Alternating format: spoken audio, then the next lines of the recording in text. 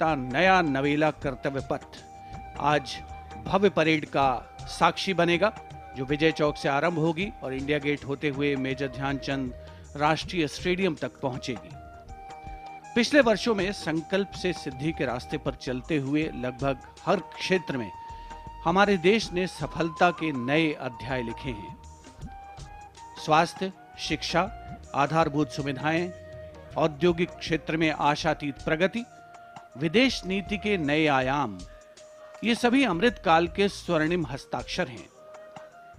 आज के भारत में सकारात्मक बदलाव की सतत प्रक्रिया का अहम हिस्सा है आत्मनिर्भर भारत अभियान। देश के अमृत काल में भारत को G20 जैसी महत्वपूर्ण संस्था की अध्यक्षता का अनुपम अवसर मिला है और G20 का शिखर सम्मेलन इसी वर्ष राजधानी दिल्ली में आयोजित किया जाएगा।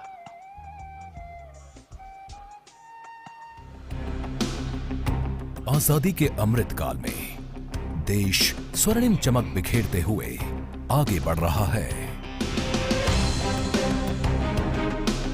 प्रधानमंत्री नरेंद्र मोदी जी के नजरिए से अमृत काल का लक्ष्य है एक ऐसे भारत का निर्माण जहां दुनिया का हर आधुनिक इंफ्रास्ट्रक्चर हो, ताकि विकास पथ पर देशवासी लगातार आगे बढ़ते रहें। उत्तर पूर्वी भारत में सड़क और रेलवे नेटवर्क के नजरिए से कनेक्टिविटी का नया इतिहास लिखा जा रहा है। एक्ट ईस्ट पॉलिसी से नॉर्थ ईस्ट, बांग्लादेश, म्यांमार और दक्षिण पूर्वी एशिया से भी कनेक्ट हो रहा है।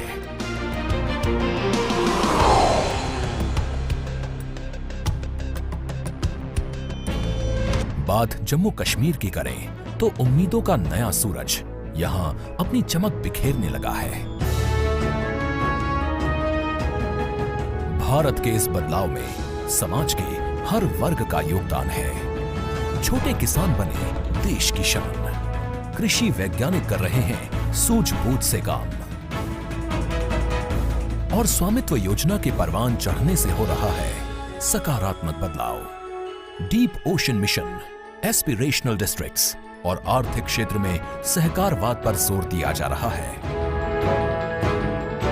एक तरफ भारत नेक्स्ट जनरेशन इंफ्रास्ट्रक्चर और वर्ल्ड क्लास मैन्युफैक्चरिंग पर ध्यान दे रहा है, तो वहीं देश को बेवजह के कानूनों की जकड़ से मुक्ति मिल रही है।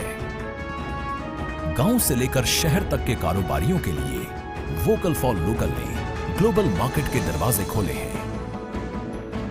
हर एक प्रोडक्ट भारत का ब्रांड एम्बेसडर है।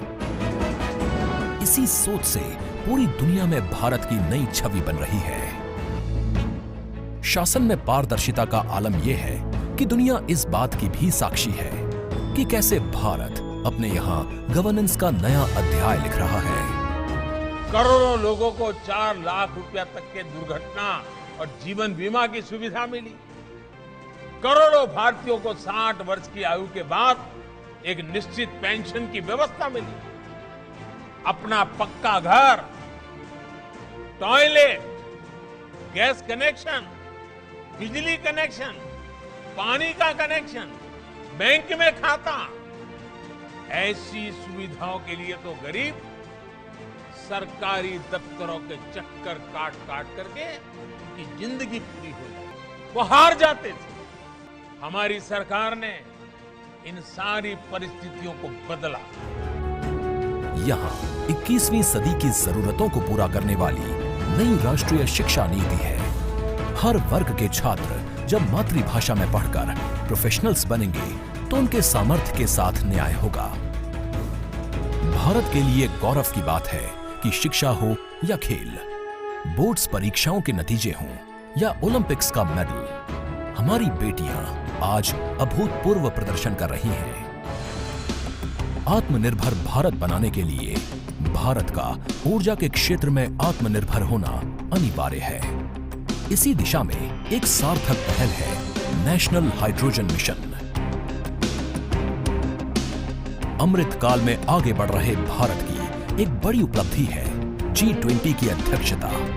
आज मैं ये आश्वासन देना चाहता हूं कि भारत की G20 अध्यक्षता इंक्लूसिव, एम्बिशियस, डिसिसिव और एक्शन ओरिएंटेड होगी। इंडोनेशिया ने प्रधानमंत्री नरेंद्र मोदी जी को G20 की अध्यक्षता सौंपी। भारत वसुधैव कुटुंबकम, one earth one family one future के भाव के साथ इस उत्तरदायित्व को निभाने के लिए तैयार है। भारत का एजेंडा समावेशी, निर्णायक, महत्वाकांक्षी और कार्यों के प्रति समर्पित होगा। G20 शिखर सम्मेलन होने तक देश भर के 50 शहरों में 200 से अधिक बैठकों की योजना बनाई गई है। भारत G20 में संस्कृति, सांस्कृतिक विरासत, विविधता और 75 वर्षों की अपनी उपलब्धियों और प्रगति को भी पेश करेगा। राष्ट्र प्रथम सदैव प्रथम की भावना से भारत अमृत काल में नया अध्याय लिखने को तैयार है।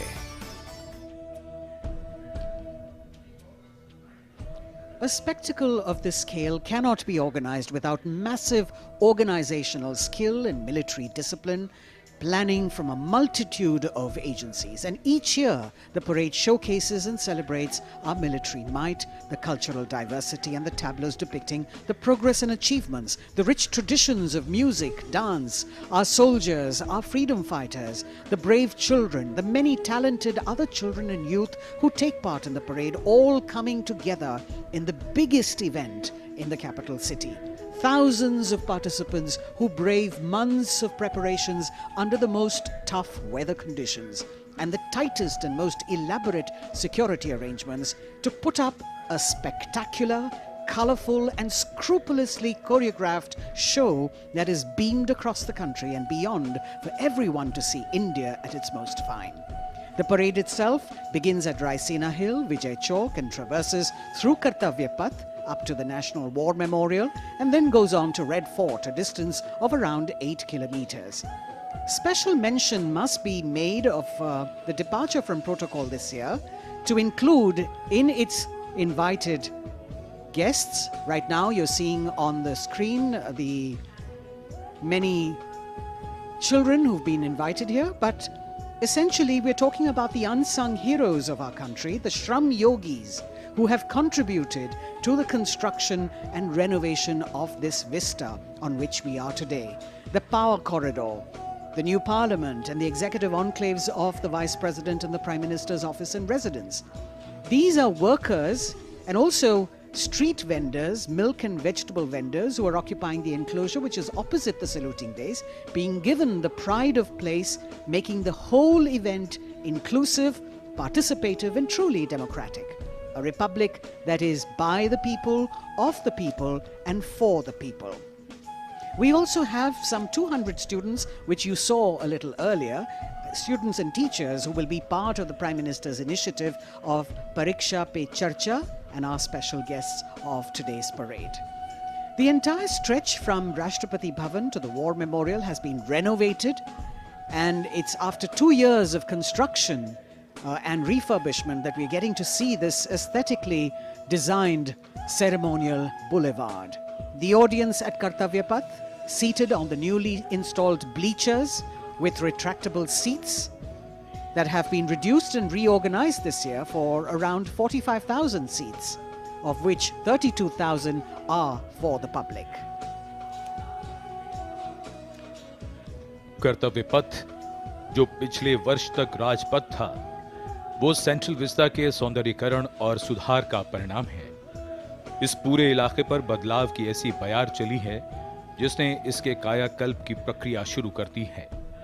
वर्षों से जिन बातों की जरूरत महसूस की जा रही थी, उनको ध्यान में रखते हुए सेंट्रल विस्ता का काम जारी है।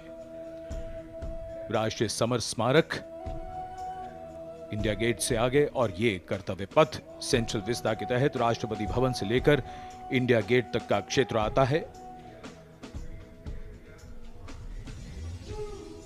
100 वर्ष से भी ज्यादा पहले बनाई गई इमारतों की जरूरत वक्त के साथ बदल गई है। इसमें आज के मुताबिक सुविधाएं और जगह को देखते हुए सेंट्रल विस्ता के सौंदर्यीकरण का कार्य शुरू किया गया। रायसीना पहाड़ी पर ऐतिहासिक राष्ट्रपति भवन और रायसीना पहाड़ी के नीचे उतरते ही नॉर्थ ब्लॉक साउथ ब्लॉक की इमारतें, जहां प्रधानमंत्री कार्यालय और अन्य महत्वपूर्ण मंत्रालय हैं। विजय चौक के उत्तर में लोकतंत्र का मंदिर, भारत की संसद है।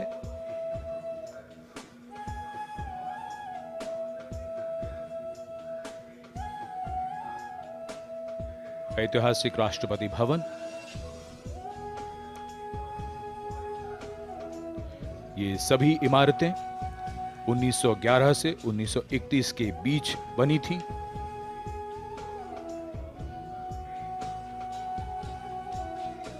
इंडिया गेट के आसपास का पूरा इलाका स्थानीय और देशी पर्यटकों और विदेशी पर्यटकों का पसंदीदा स्थान रहता है। काफी समय से ये महसूस किया जा रहा था कि सुविधाओं की कमी पड़ रही है। सेंट्रल विस्ता का यह पूरा इलाका अब बदल रहा है। आने वालों के लिए सुविधाएं हैं, साफ सफाई है। यहां आने का अनुभव अब एक सुखद याद बनकर रह जाता है।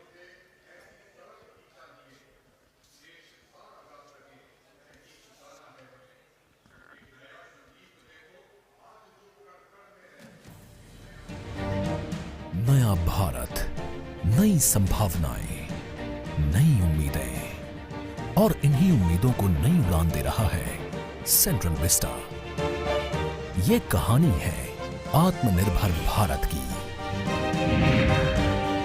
पर्यावरण को बिना कोई नुकसान पहुंचाए रायसीना पहाड़ी और आसपास के दायरे में फैली ये परियोजना किसी सपने को साकार करने जैसी है।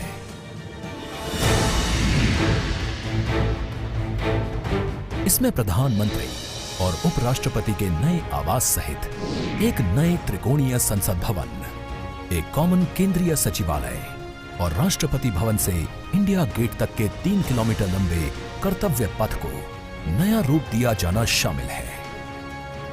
सेंट्रल विस्टा परियोजना में दुनिया के सबसे बड़े लोकतंत्र के मंदिर, वर्तमान संसद भवन के ठीक सामने नए संसद भवन का निर्माण किया जा रहा है।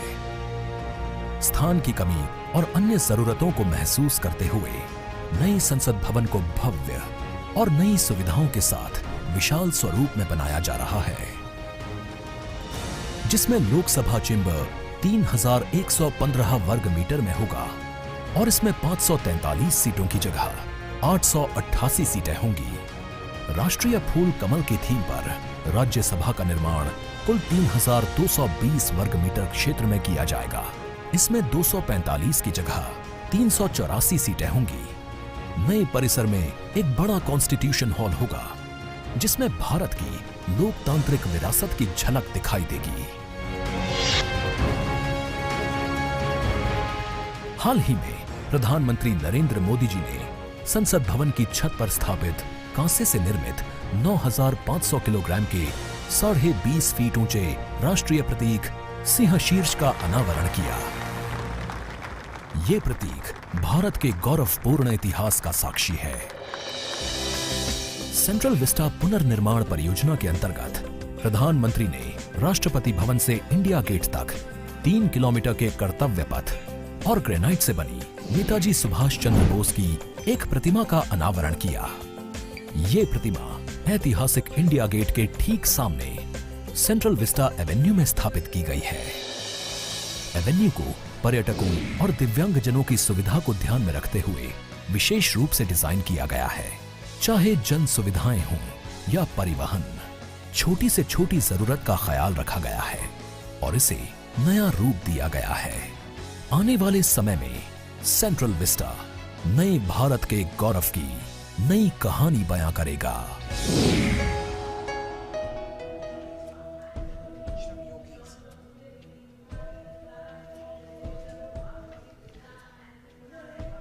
Kartavya Path prettified and preening, and it seems that this ceremonial boulevard is very well aware of its importance today, eagerly awaiting the host that is going to happen of medley of music. And here we are, over here in the audience, specially invited Shram Yogis, people who have contributed to actually renovating and redoing this ceremonial boulevard.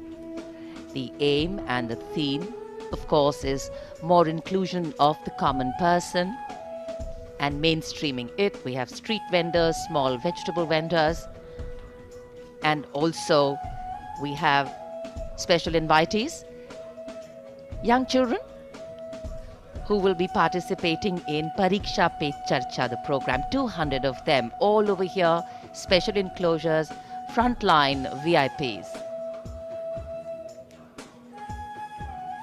So Kartavya Path actually waiting to host and eagerly awaiting to hear the sounds of a medley of sounds. Varied beats as the parade goes by, the crisp clip-clop of horse hooves, the gentle swoosh of softly padded camel feet, and the gentle tinkle of the bells as they go by. In fact, India is a nation on the move, and the nature of movement, however, is such that it always leaves things behind.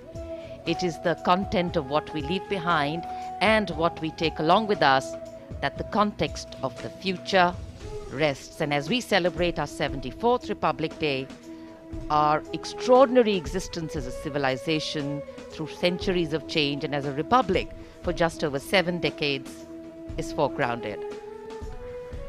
गणतंत्र दिवस parade के दौरान विदेशी अतिथियों की इस राष्ट्रीय पर्व के समारोह में भाग लेने की विशिष्ट परंपरा रही है।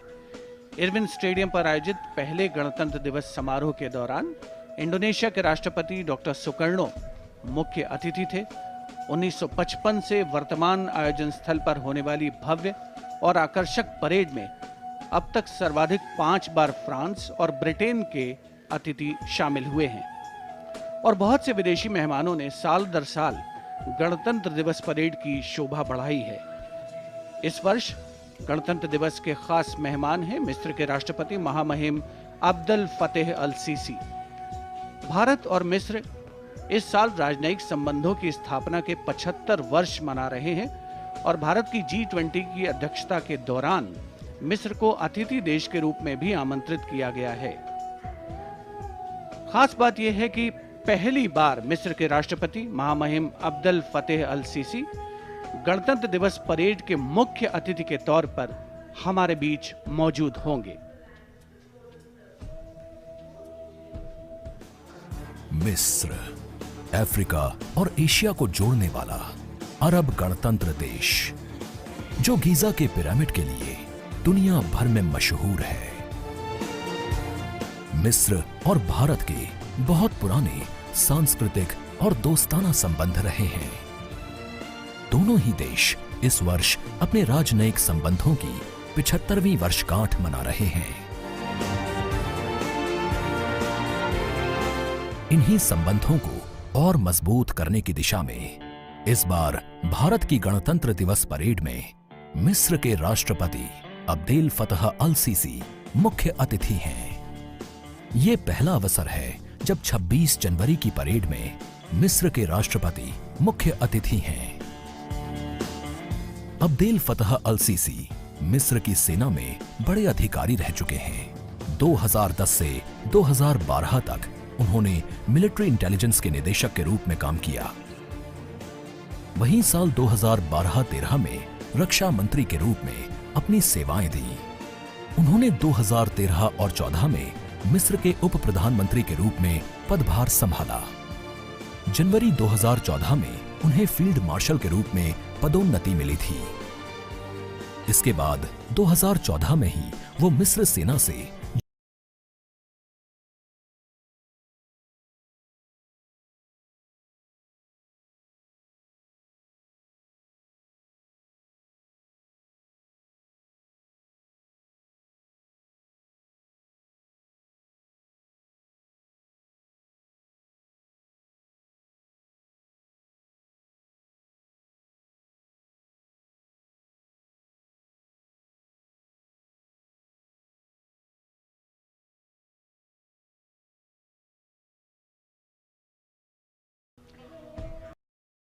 India and Egypt share close political understanding based on a long history of contact and cooperation in bilateral, regional and global issues.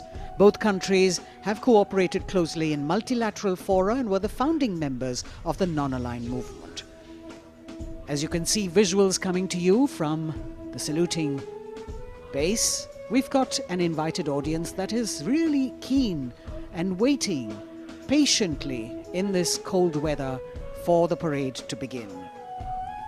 We also have 200 students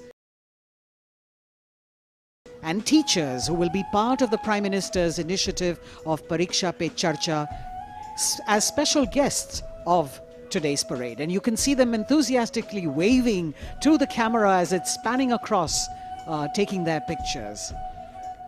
This year's celebrations reflect the Prime Minister's vision of Jan Bhagidari, and the week-long celebrations for Republic Day begin on the 23rd of January, the birth anniversary of Netaji Subhash Chandra Bose, and ends on the 30th of Jan, which is Martyrs' Day. Some other highlights of this year's celebration sees a special cultural extravaganza, that is the Vande Bharatiyam group of dancers drawn from across the country. We've got Tales of Bravery by Veer Gatha 2.0 participants, a special military tattoo and tribal festival, melodious performances by an All India School Band competition, military and Coast Guard bands at the National War Memorial, NCC camps, digital sculpture projection, e-invitation, drone show, projection mapping, digital tributes at the National War Memorial, the Tyag Chakra, and, of course, Bharat Parv celebrations. The Republic today reminds us that as a nation we have entered the last quarter of our centenary celebrations, truly a period of Amrit Kal to touch new heights of glory and attain new pinnacles of development, growth and harmony. We should also all pledge today to work together and leave no stone unturned towards taking the nation forward and always serving the nation first before self. 75 वर्ष पूर्व हमारा देश आजाद हुआ, फिर हमने संविधान अपनाया, हम लोकतांत्रिक गणराज्य बने। हमारे लोकतंत्र में ऐसे कई महत्वपूर्ण पड़ाव आए हैं जिनसे दुनिया विस्मय करती है। हम दुनिया के सबसे बड़े लोकतंत्र हैं। हमारा संविधान दुनिया का सबसे लंबा लिखित संविधान है। सभी को स्वतंत्रता, समानता और समान अवसर इसी संविधान द्वारा प्रदान किए गए हैं। इसका प्रभाव ये हुआ है कि देश के कोने-कोने से साधारण पृष्ठभूमि के लोग भी शीर्ष और सर्वोच्च पदों तक पहुंचे हैं। देश के स्वतंत्र होने से पहले इस तरह की कल्पना कठिन थी, लेकिन अब बदलाव की ये मानो परंपरा सी बन चली है। भारत में लोकतंत्र की जड़ें बड़ी पुरानी हैं। लोकतंत्र की परिकल्पना सबसे पहले भारत भूमि पर ही साकार हुई थी। लोकतंत्र में सरकारें चुनने का अधिकार केवल जनता का होता है और भारत के लोकतंत्र का जो दुनिया में विशेष स्थान है, उसकी ये पहचान और लोकतंत्र की शान दुनिया को चमत्कृत करती रहती है। इसी कड़ी में महत्वपूर्ण अध्याय तब जुड़ा जब पिछले वर्ष देश की 15वीं राष्ट्रपति श्रीमती द्रौपदी मुर्मू ने सर्वोच्च संवैधानिक पद पर अपना कार्यभार संभाला।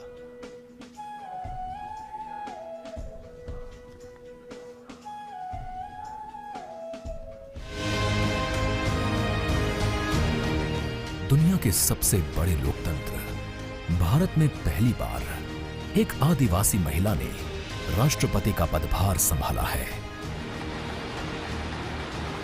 देश के सबसे पिछड़े इलाकों में शुमार ओडिशा के मयूरभंज जिले के संथाल परिवार में जन्मी द्रौपदी मुर्मू का राष्ट्रपति पद तक का सफर उनके संघर्ष की कहानी बताता है। अभाव में गुजरा बचपन, युवा काल का संघर्ष, व्यक्तिगत जीवन के उतार चढ़ाव, सार्वजनिक जीवन की सादगी और बेदाग छवि, यही है बहुआयामी प्रतिभा की धनी द्रौपदी मुर्मू का व्यक्तित्व। साल 1979 में भुवनेश्वर के रामा देवी महिला कॉलेज से स्नातक करने के बाद आपने ओडिशा सरकार के सिंचाई विभाग में क्लर्क की नौकरी की। कुछ समय बाद नौकरी छोड़कर आपने अपने घर रायरंगपुर में एक शिक्षक के तौर पर भी काम किया। एक शिक्षक के तौर पर अपने क्षेत्र में उन्हें एक नई पहचान मिली। जाके क्या बनना चाहती हो? मैं टीचर बनना चाहती हूँ। टीचर, वाह, वेरी गुड। टीचर मतलब क्या होता है जानती हो? देश को बनाने वाला, आईएएस ऑफिसर को बनाने वाला, आईपीएस को बनाने वाला, इंजीनियर को बनाने वाला। टीचर जो होते हैं वो बनाने वाला। इसलिए टीचर सदा नमस्य होते हैं। इस तरह जनता और समाज से जुड़कर लोगों के बीच एक अलग पहचान बनाई। साल 1997 में द्रौपदी मुर्मू पहली बार रायरंगपुर नगर पंचायत में वार्ड पार्षद बनी। इसके बाद वो नगर पंचायत की उपाध्यक्ष भी बनाई गई। पहली बार विधायक बनने के बाद आपने साल 2000 से 2004 तक ओडिशा सरकार में स्वतंत्र प्रभार राज्य मंत्री के तौर पर काम किया। आपको ओडिशा में सर्वश्रेष्ठ विधायकों को मिलने वाले नीलकंठ पुरस्कार से भी नवाजा गया। इसके बाद साल 2015 में आपको झारखंड का राज्यपाल बनाया गया। सार्वजनिक जीवन से लेकर संवैधानिक पदों पर दशकों से रहते हुए श्रीमती द्रौपदी मुर्मू की छवि बेदाग रही है। सन 1958 में जन्मी द्रौपदी मुर्मू पहली राष्ट्रपति हैं जिनका जन्म आजादी के बाद हुआ। महिलाओं के विकास में ही देश का विकास निहित है। महिलाओं के योगदान से निकट भविष्य में ही भारत एक विकसित राष्ट्र के रूप में उभरेगा। जय हिंद, जय भारत। जहां आपका राष्ट्रपति बनना देश की महिलाओं और लड़कियों के लिए प्रेरणा का स्रोत है, तो वहीं विकास की धारा में दशकों तक पीछे रह गए आदिवासी समाज के लोगों के लिए भी आत्मसम्मान का एक नया संबल है।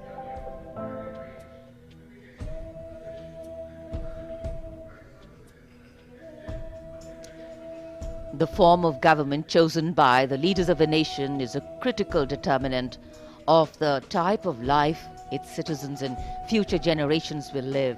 The freedoms enjoyed, the availability of opportunities, rights, duties, all stem from the principles of governance adopted. When India chose to become a republic, it was as a recognition of the importance of the power of the people in choosing their representatives and governing through them.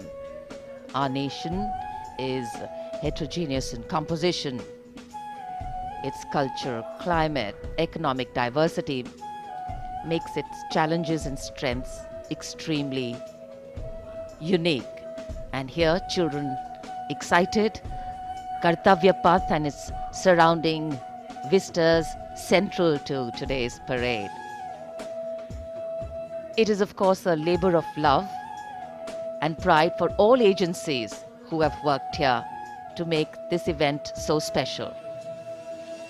गणतंत्र दिवस parade में देश की समृद्ध सांस्कृतिक विरासत और सामरिक शक्ति का अविस्मरणीय प्रदर्शन होता है और इस राष्ट्रीय पर्व के समारोह को पूर्णता प्रदान करता है भारतीय वायुसेना का फ्लाई पास्ट।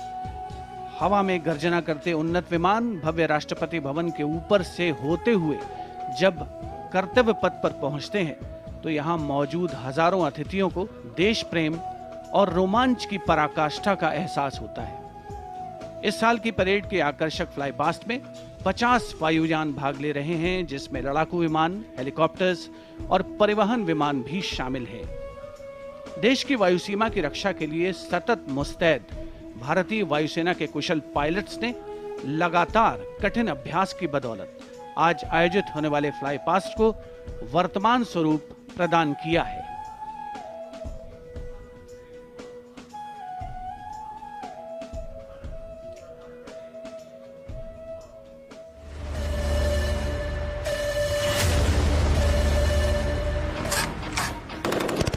भारतीय सेना के शौर्य, पराक्रम और अदम्य साहस के गौरवशाली प्रदर्शन को समेटे गणतंत्र दिवस पर होगा भव्य फ्लाई पास्ट। इस ऐतिहासिक फ्लाई पास्ट में 44 एयरक्राफ्ट दिखाएंगे आकाश में साहसिक करतब। कर्तव्य पथ साक्षी बनेगा जैगुआर, सुखोई, अपाचे और राफेल जैसे एयरक्राफ्ट के हैरत अंगेज कर देने वाले एयर शो का।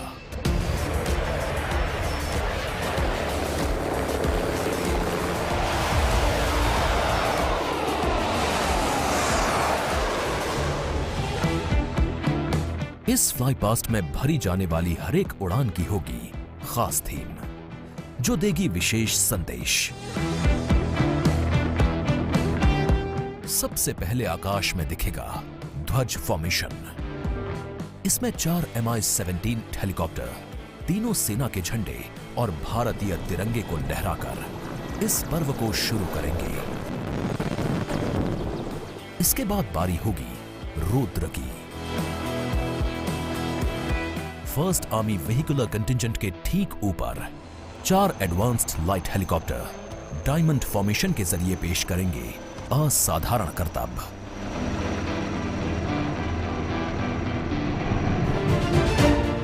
एक 1000 फीट की ऊंचाई पर 3 सुखोई 30 लड़ाकू विमान आसमान में धुएं से बनाएंगे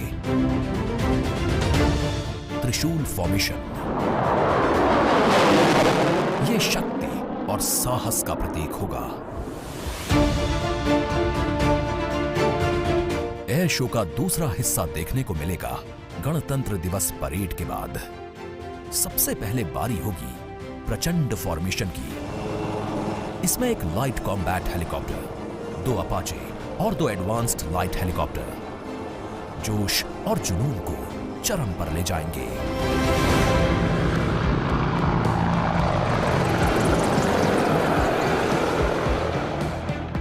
इसके बाद अगले कुछ मिनट तक आसमान में हैरत अंगेज कारनामों से आपको रोमांच से सराबोर करने के लिए वायु योद्धा पेश करेंगे तिरंगा फॉर्मेशन।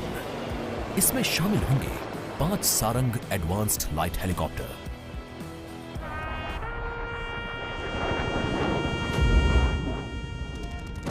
उन्नीस 1971 के युद्ध में टंगेल में एयर ड्रॉप की याद में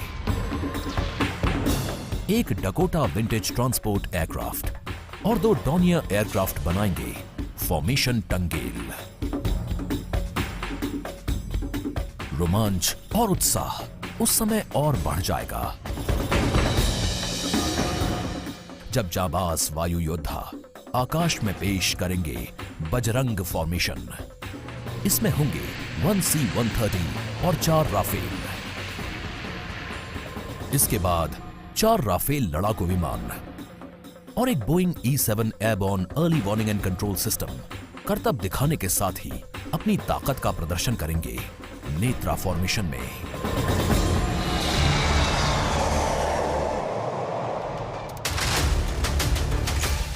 जोश अपने चरम पर होगा जब वायु सैन्य शक्ति में इजाफा करने वाले एक C-17 और 2 सुखोई 30 मिलकर बनाएंगे भीम फॉर्मेशन।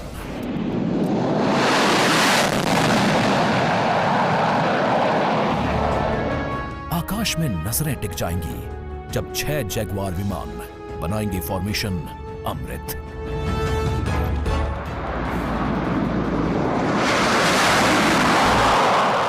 सबसे अंत में होगा विजय फॉर्मेशन।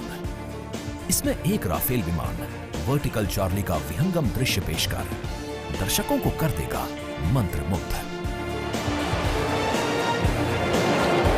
तो इंतजार कीजिए उस रोमांचित और भव्य फ्लाई पास्ट का।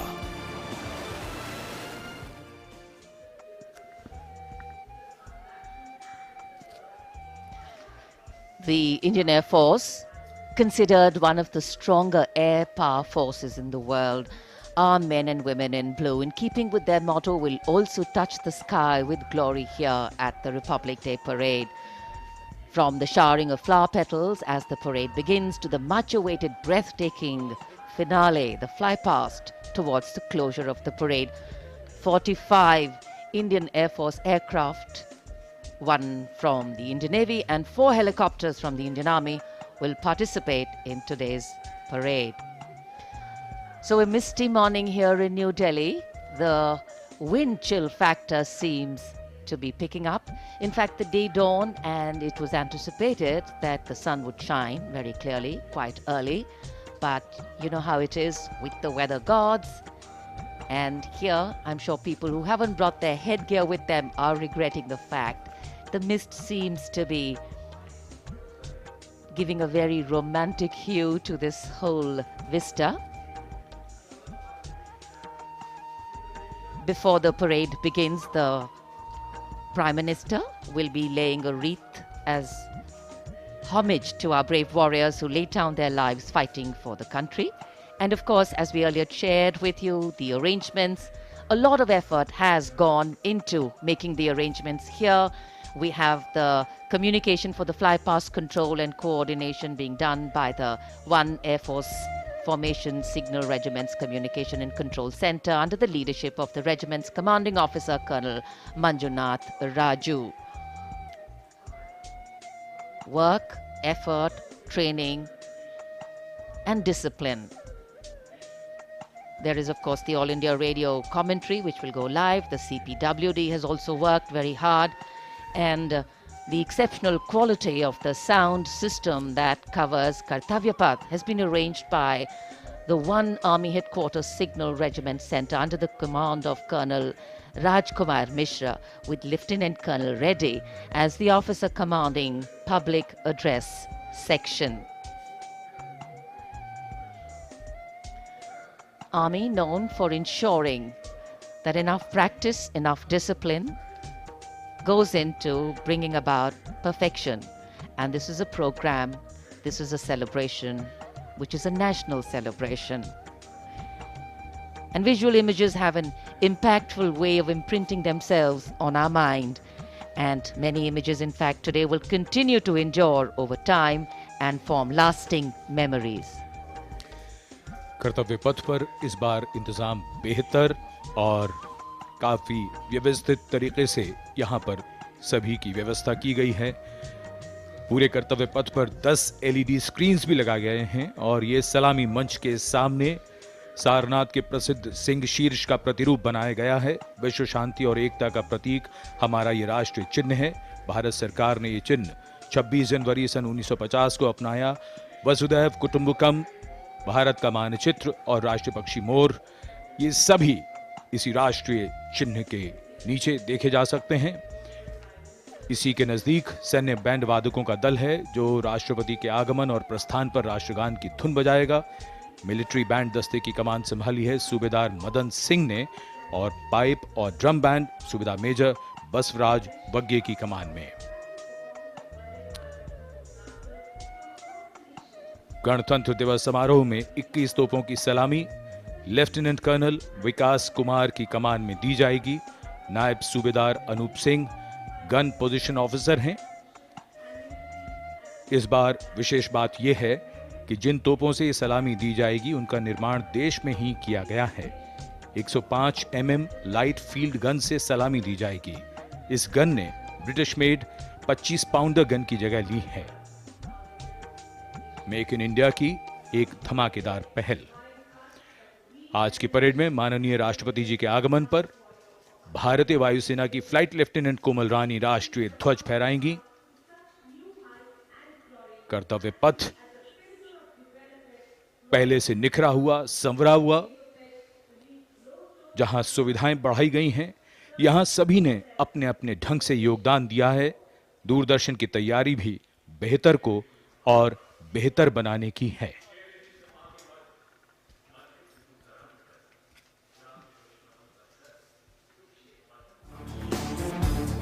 A picture speaks 1,000 words. And Doordarshan ensure its viewers that they feel the picture-perfect live telecast of 74th Republic Day Parade 2023. To ensure the seamless and smooth live telecast to you. All in magnificence, Team Doordarshan working tirelessly.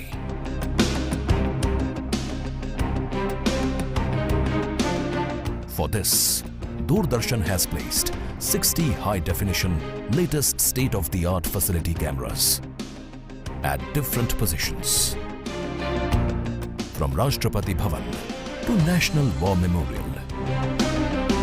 2 PTZ camera placed inside presidential enclosure to capture the close-up of VVIPs. 1 PTZ has been placed on top of retractable roof of presidential enclosure. For a versatile and the bigger picture of Kartavya Path. 2 Jimmy Jibs and 1 180-degree fisheye camera to ensure each and every moments will be captured. 15 cameras have been installed at National War Memorial. We have 2 Jimmy Jibs at NWM. Strategically placed on the top of the crane at India Gate, and 3 cameras on the top of India Gate both sides. At Rashtrapati Bhavan, there are 10 cameras with Jimmy Jib near Burji of North Block, 2 at the dome of Rashtrapati Bhavan. The 60 cameras are supported and interlinked by high-definition OB vans placed at Kartavya Path, National War Memorial and Rashtrapati Bhavan. These are linked by optical fiber and satellite connectivity to a production control room with magnificent monitor wall setup at Kartavya Path. For this live telecast, the overall in charge is Usha Pawar, engineering in charge Abhishek Agrawal, program in charge Anup Khajuria, and it's being produced by Jitendra Singh Chauhan. On jagged peaks and icy slopes, they tell the tales of the Jimny, known to men and mountain goats. What stories will they tell about you? The new 5-door Jimny, inspired by true stories. लहलहाती फसल, भरे पूरे खेत खलिहान, हर किसान का बस यही अरमान। लेकिन कभी बारिश, कभी बिजली, कभी ओला, कभी सूखा। प्रकृति का तो नहीं, मगर नुकसान का उपाय है।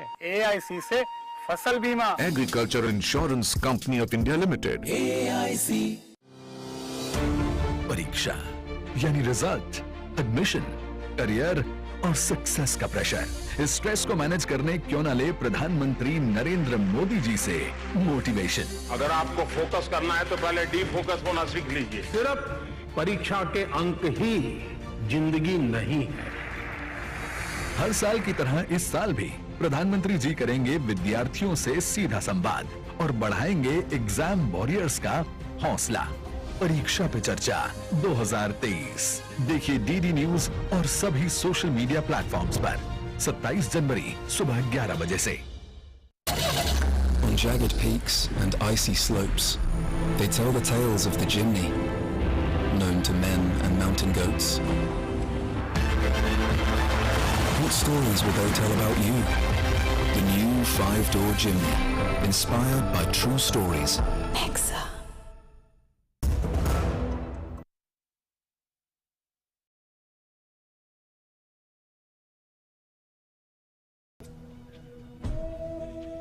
An important marker of the start of the Republic Day parade is the customary homage paid by the Prime Minister as he leads the nation in paying tribute to the martyrs at the National War Memorial. An inter-services guard is formed by 7 soldiers representing the armed forces, and this year will be commanded by an Air Force officer, Squadron Leader Akash Gangas. A war memorial is a building, monument, statue or an edifice to celebrate a war or victory or to commemorate those who died or were injured in war.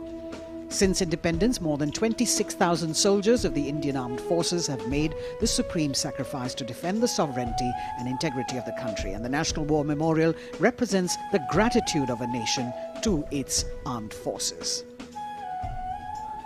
This memorial has a distinct scheme of concentric circles wherein you've got the Amar Chakra, circle of immortality, the Veer Tar Chakra, which is the circle of bravery, the Tyag Chakra, or the circle of sacrifice, and the Raksha Chakra, which is the circle of protection. You can see the names here of the 26,000 soldiers who have made the supreme sacrifice, embossed in gold on granite tablets.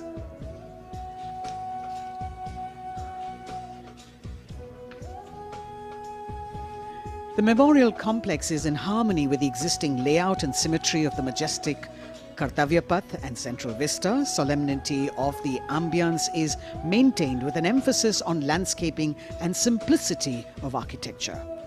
Apart from the main memorial, there is a dedicated area for the busts of soldiers who've been conferred with the Paramveer Chakra, the nation's highest gallantry award. The design of the main memorial exemplifies the supreme sacrifice made by a soldier in the line of duty, not only making him immortal, but also depicting that the spirit of the soldier remains eternal. The covered gallery that exhibits 6 murals crafted in bronze depicting the valiant battle actions of the armed forces. राष्ट्रीय summer स्मारक पर स्थित परम योद्धा स्थल उन जांबाज शहीदों की याद दिलाता है जिन्होंने देश की रक्षा के लिए अपना सब कुछ न्यौछावर कर दिया। परमवीर चक्र से सम्मानित सभी 21 अमर बलिदानियों को विशेष सम्मान दिया गया है। परम योद्धा स्थल में यहां पर सभी परमवीर चक्र विजेताओं की कांस्य प्रतिमाएं लगाई गई हैं। लगभग 40 एकड़ तक फैला है ये परम योद्धा स्थल। भारतीय सेना की वीरता, शौर्य, असाधारण योगदान की गौरवशाली परंपरा का निर्वहन और उसकी याद दिलाता ये राष्ट्रीय समर स्मारक। हजारों अमर शहीदों को समर्पित ये राष्ट्रीय समर स्मारक देशवासियों के लिए सैनिकों की ओर से एक संदेश है कि सीमाओं पर हमारे प्रहरी अडिग हैं, मुस्तैद हैं और इसीलिए देशवासी सुरक्षित हैं। यह स्मारक संपूर्ण राष्ट्र की ओर से अपने जांबाज शहीदों को विनम्र श्रद्धांजलि का भी परिचायक है।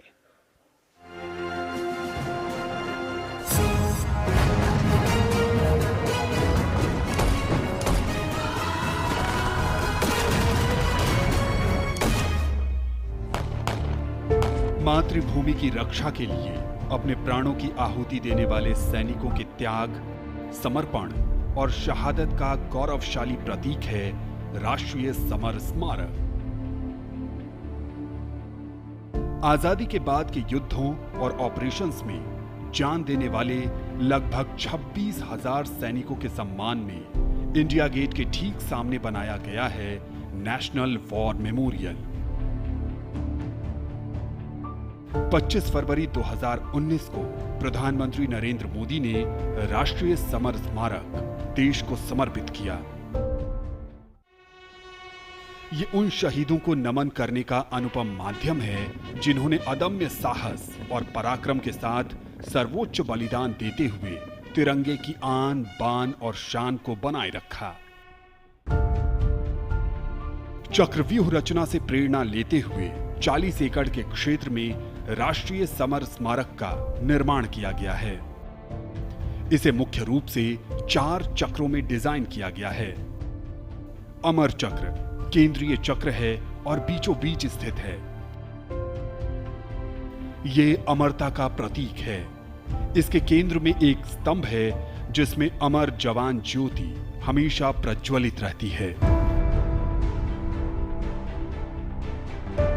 ये 15 मीटर ऊंचा स्तंभ दिखाता है कि देश के सैनिकों का हौसला अटल और अडिग है।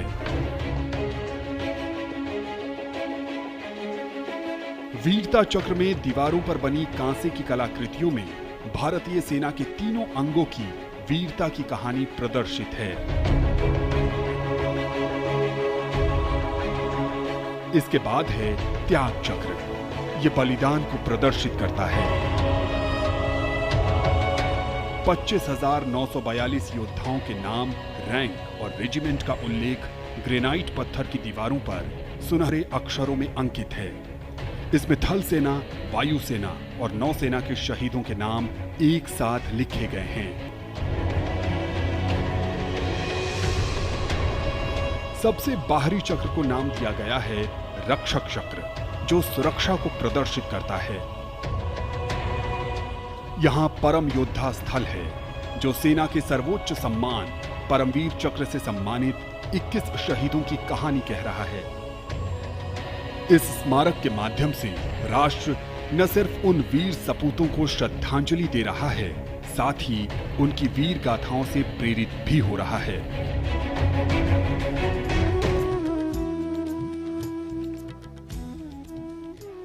Time moves on, leaving in its wake stories, memories, and heroes. And here at the National War Memorial, we commemorate those countless unsung warriors who gave their today for our tomorrow, their sacrifice given selflessly, soulfully, and seamlessly. In fact, the call of duty, when it beckons, drowns out everything else. Every soldier considers it a matter of honor to fight for the country, and that's what makes this sacrifice so supreme, because the call a soldier answers raises no doubt, no question. राष्ट्रीय summer स्मारक स्वतंत्रता के बाद से हमारे वीर सैनिकों द्वारा किए गए बलिदान का प्रमाण है और प्रतीक भी। स्मारक में एक शाश्वत ज्योति है जो अमर जवान के सर्वोच्च बलिदान का प्रतीक है। पिछले वर्ष इंडिया गेट पर अमर जवान ज्योति का स्मारक की शाश्वत ज्योति में पूरे सैन्य सम्मान के साथ विलय कर दिया गया था। हमारे वीर सैनिक जिनके त्याग और बलिदान के कारण हम सुरक्षित हैं, हम घरों में चैन से सोते हैं, क्योंकि ये सीमाओं पर मुस्तैद हैं, जागते हैं और सर्वोच्च बलिदान करने से कभी पीछे नहीं हटते। इन्हीं की वजह से हम सुरक्षित हैं। अमर जवान को नमन। Amar Jawan, etched in gold, fire sacred and pure, rising from the depths of substance. The nation, its safety, integrity and protection come first, always and every time for our soldiers. In fact, leadership, they say, is practiced not so much in words as an attitude. An attitude colors your thoughts, words and actions constantly. Honoring and revering those who chose to embrace their lives with courage, discipline, dedication and valor is leadership in its finest form. Raksha Mantri Shri Rajnath Singh has arrived here at the memorial, and before the parade begins, Prime Minister Narendra Modi, on behalf of a grateful nation, will pay homage to the Amar Jawan, the immortal soldier, at the National War Memorial here, which is near India Gate. The three service flags and the national flag catching the morning breeze. Harmonizing seamlessly with the surroundings, the four concentric circles hold with reverence at their center an obelisk in which burns the eternal flame representing the immortal soldier. राष्ट्रीय summer स्मारक हमें उन बहादुर सैनिकों के अप्रतिम शौर्य, असाधारण वीरता और सर्वोच्च बलिदान की याद दिलाता है, जिन्होंने मातृभूमि की रक्षा के लिए हंसते हंसते अपने प्राण न्यौछावर कर दिए थे। माननीय प्रधानमंत्री श्री नरेंद्र मोदी का काफिला कुछ ही समय के उपरांत राष्ट्रीय समर स्मारक तक पहुंचेगा और वे देश की ओर से अमर शहीदों को श्रद्धा सुमन अर्पित करेंगे। एक बहुत ही भावुक क्षण होता है जब हम देश के अमर सपूतों को, जांबाजों को याद करते हैं, और खास तौर पर इस गणतंत्र दिवस के राष्ट्रीय पर्व के अवसर पर। Indeed, a solemn homage by a grateful nation at a national monument built to honor and remember and respect our soldiers. As soon as the Prime Minister alights at the National War Memorial, he will then be escorted to the area where he will place the wreath after having met the three chiefs, the Chief of Defence Staff, the Raksha Mantri and the Rajya Raksha Mantri, the Defence Secretary and other dignitaries who were present there. A solemn homage, a very poignant moment when the entire nation will unite in the spirit of respect, gratitude and patriotism. And our first glimpse of the Honourable Prime Minister as he's seated in his vehicle and soon to alight, his beautiful turban with all the colours that really represent the diversity of our country. Greeting the three chiefs The Chief of Defence Staff, General Anil Chauhan, Chief of Army Staff, General Manoj Pandey, Chief of Naval Staff, Admiral Hari Kumar, Chief of Air Staff, Air Chief Marshal V.R. Chaudhary.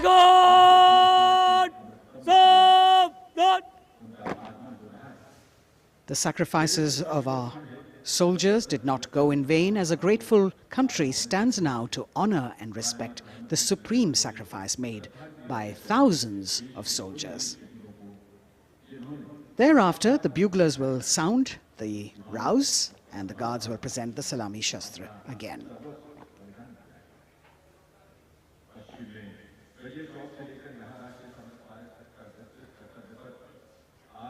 The Inter-Services Guard, formed by 7 soldiers representing the armed forces, this year commanded by an Air Force officer, squadron leader Akash Gangas.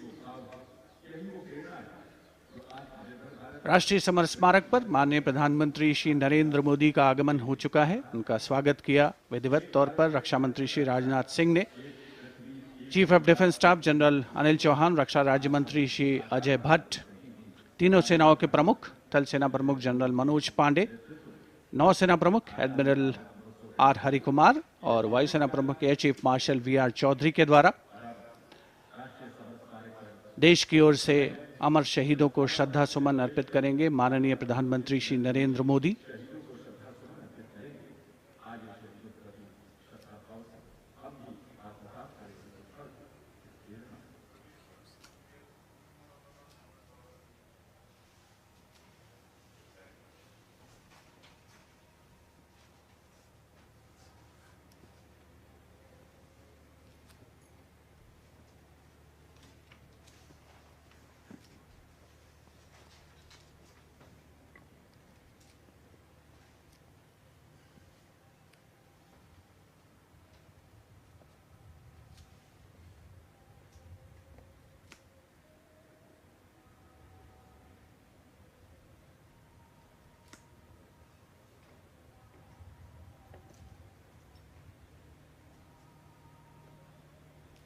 Antarjanagon! Salame! Shust! Antarjanagon! Shok! Shust!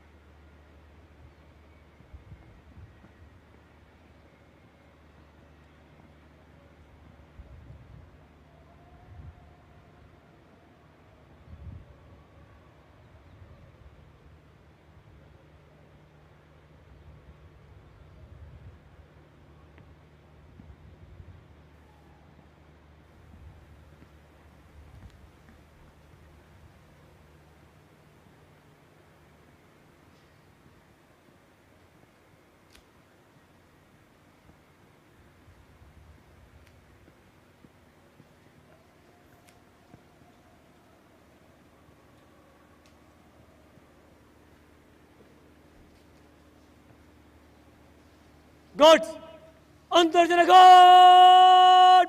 Salame! Shast!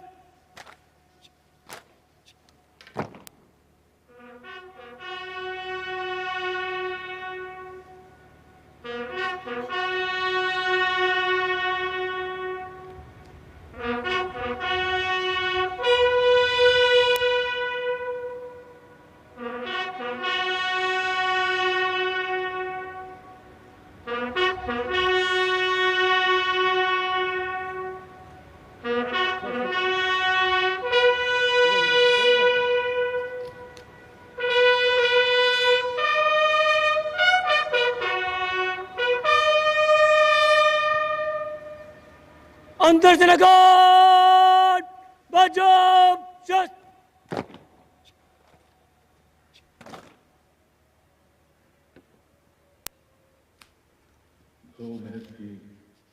The buglers sounding the rouse, and the guard commander, squadron leader Akash Ganghas, ordering Salami Shastra or salute with arms, marking the completion of 2 minutes of silence. Silence, eclipsing words, till nothing is heard. Peaceful, tranquil, some hearts beating, but some now still. The circular wreath, symbolic of eternity, the continuity of life with no beginning, no end, and the evergreens used in the wreath signifying everlasting life. In the words of Adlai Stevenson, patriotism is not short, frenzied bursts of emotion, but the tranquil dedication of a lifetime. And that's what it is for our men and women in uniform. The Prime Minister now moving towards where the digital ceremonial book is there to inscribe his feelings.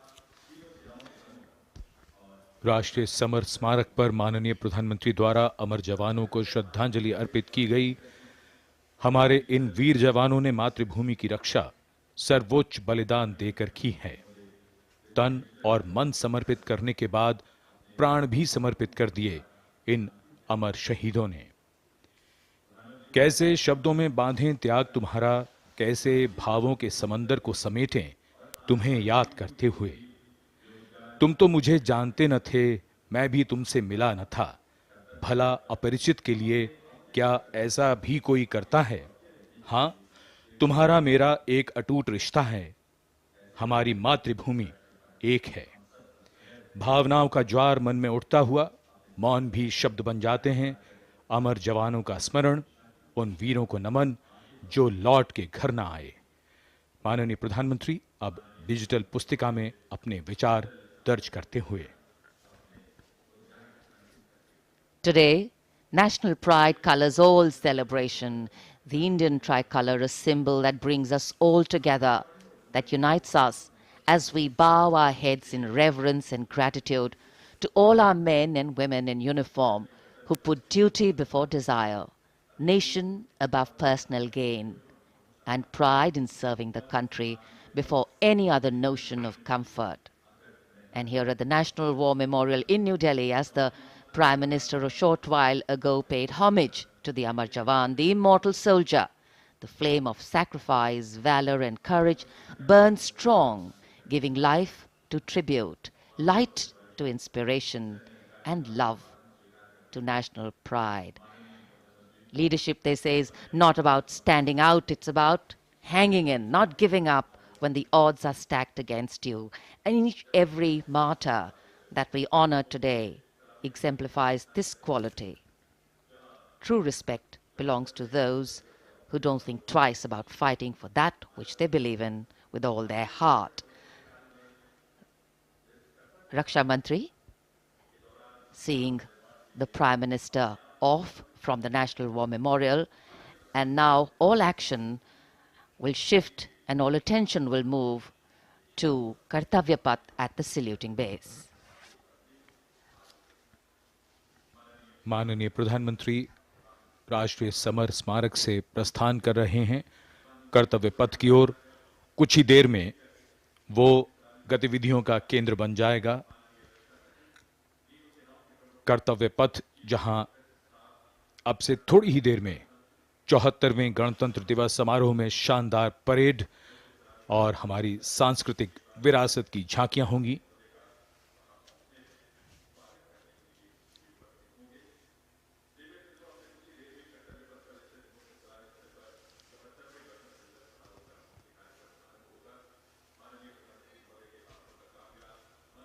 आज सुबह धुंध छाई हुई है, लेकिन माहौल और वातावरण जोश से भरा हुआ। 74वें गणतंत्र दिवस समारोह पर कर्तव्य पथ सजा धजा नए रूप में निखरा हुआ और ये दृश्य राष्ट्रपति भवन के, जहां से माननीय राष्ट्रपति जी कुछ ही देर में यहां से प्रस्थान करेंगी। And here we can see the first glimpse of our President, Srimati Draupadi Murmu, along with our honored chief guest, His Excellency Abdel Fattah el-Sisi, the President of the Arab Republic of Egypt, leaving Rashtrapati Bhavan.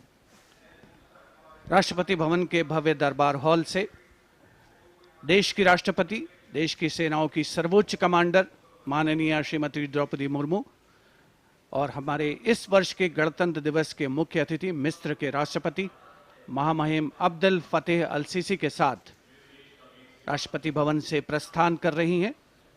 राष्ट्रपति महोदय और आज के समारोह के मुख्य अतिथि को समारोह पूर्वक एस्कॉर्ट कर रहे हैं राष्ट्रपति के सैन्य सचिव मेजर जनरल रंजीत सिंह मनराल और उप सैन्य सचिव ग्रुप कैप्टन अभय फंसलकर और एडीसीज मेजर रोहन सुधाकर चौहान और ADC squadron leader Saurabh Sharma.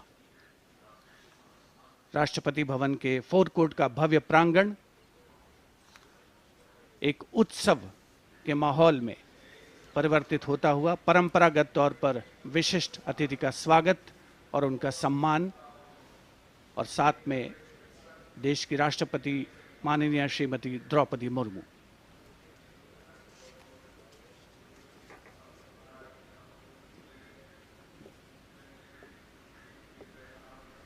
The President's bodyguard ready to salute their Supreme Commander.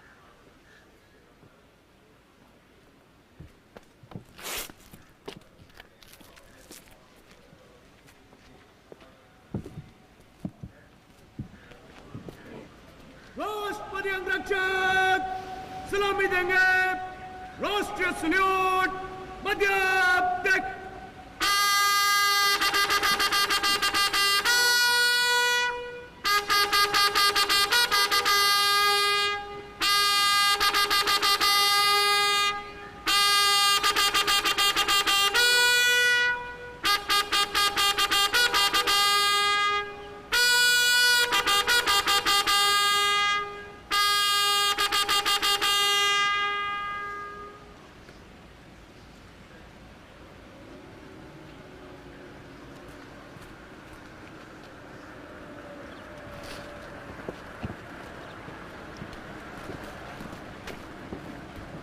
The President and our chief guest for today's parade will now board the vehicle to slowly reach the saluting base. The Commandant of the President's bodyguard, Colonel Anup Tiwari, will be riding to the right of the President's car, leading this elite body of horsemen mounted on his charger Glorious. And to the left of the President's car will be the second in command of the regiment, Lieutenant Colonel Ramakant Yadav, mounted on his charger Sultan. Specially placed cameras over here at the majestic forecourt of Rashtrapati Bhavan, where ceremonial welcomes are given to visiting heads of state. And today, all dressed up as India celebrates its 74th Republic Day. The official residence of the President of India.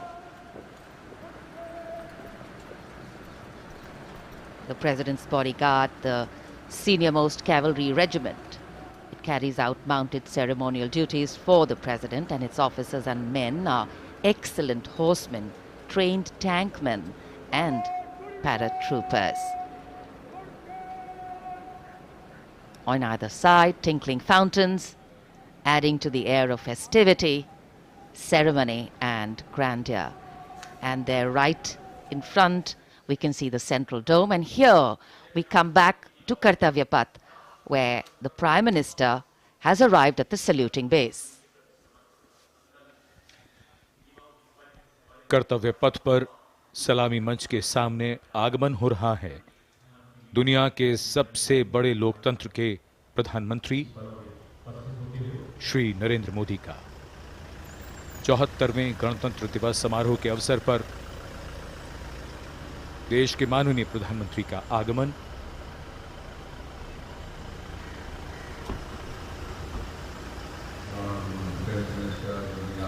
उनकी अगवानी के लिए रक्षा मंत्री श्री राजनाथ सिंह सलामी मंच के सामने मौजूद।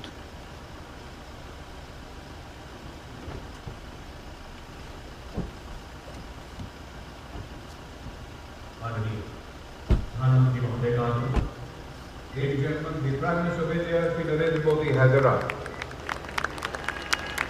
प्रधानमंत्री का आगमन और जाहिर सी बात है बहुत उत्साह करतल ध्वनि यहाँ जनसमूह में बहुत उत्साह। The Prime Minister being introduced to the Chief of Defence Staff, the 3 service chiefs, and all the other dignitaries here. And it's definitely an exciting moment for all the viewers who have specially come here.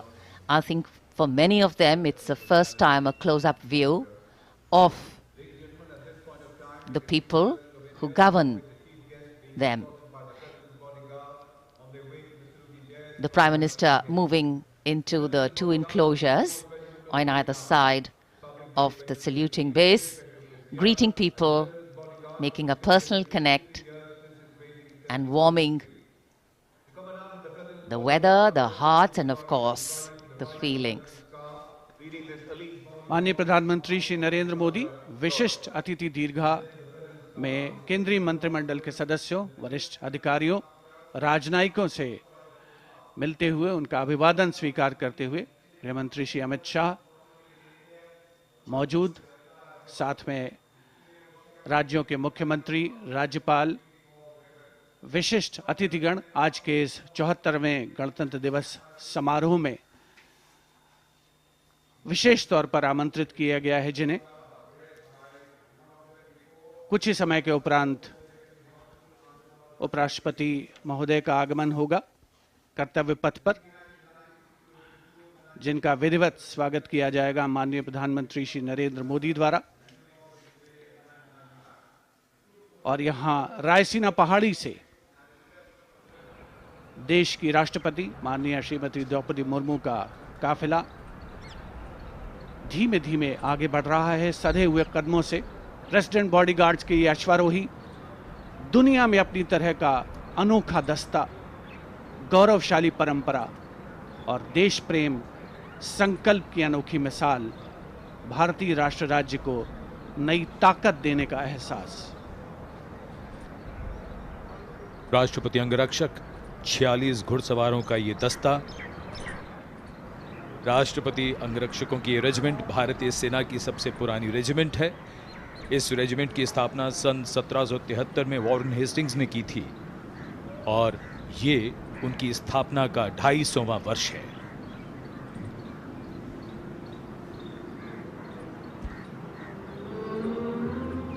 स्वागतम की धुन गूंजती हुई, स्वागतम जिसे पंडित नरेंद्र शर्मा ने शब्द दिए और धुन बनाई पंडित रविशंकर ने, और कर्तव्य पथ पर सलामी मंच के सामने आगमन हो रहा है भारत के माननीय उपराष्ट्रपति श्री जगदीप धनखड़ का। इनका स्वागत किया माननीय प्रधानमंत्री ने।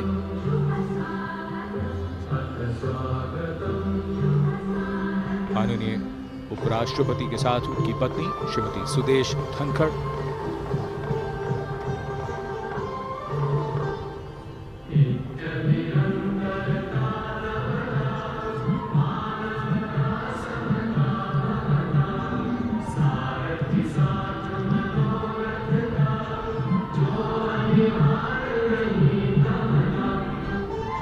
Swagatam, we welcome you with open arms and open hearts, and escorting their Supreme Commander, the President's bodyguard, approaching the saluting base in their winter ceremonials. Blue and gold ceremonial turbans, long red coats, gold girdles, white gloves, white breeches, Napoleon boots with spurs. 9 feet, 9-inch long lances, and red and white cavalry pennants.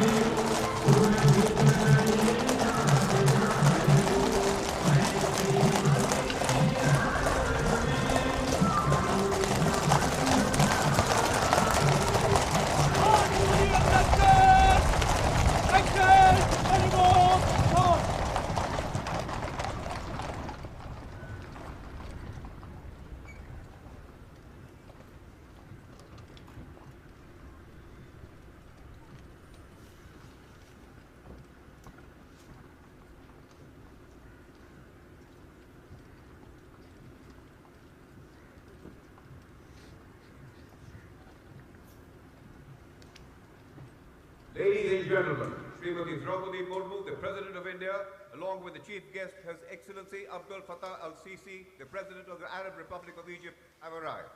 देवियों सज्जनों माननीय के साथ गणतंत्र दिवस समारोह के मुख्य अतिथि विश्व के राष्ट्रपति माननीय श्री अब्दुल फतेह अल-सीसी भी उपस्थित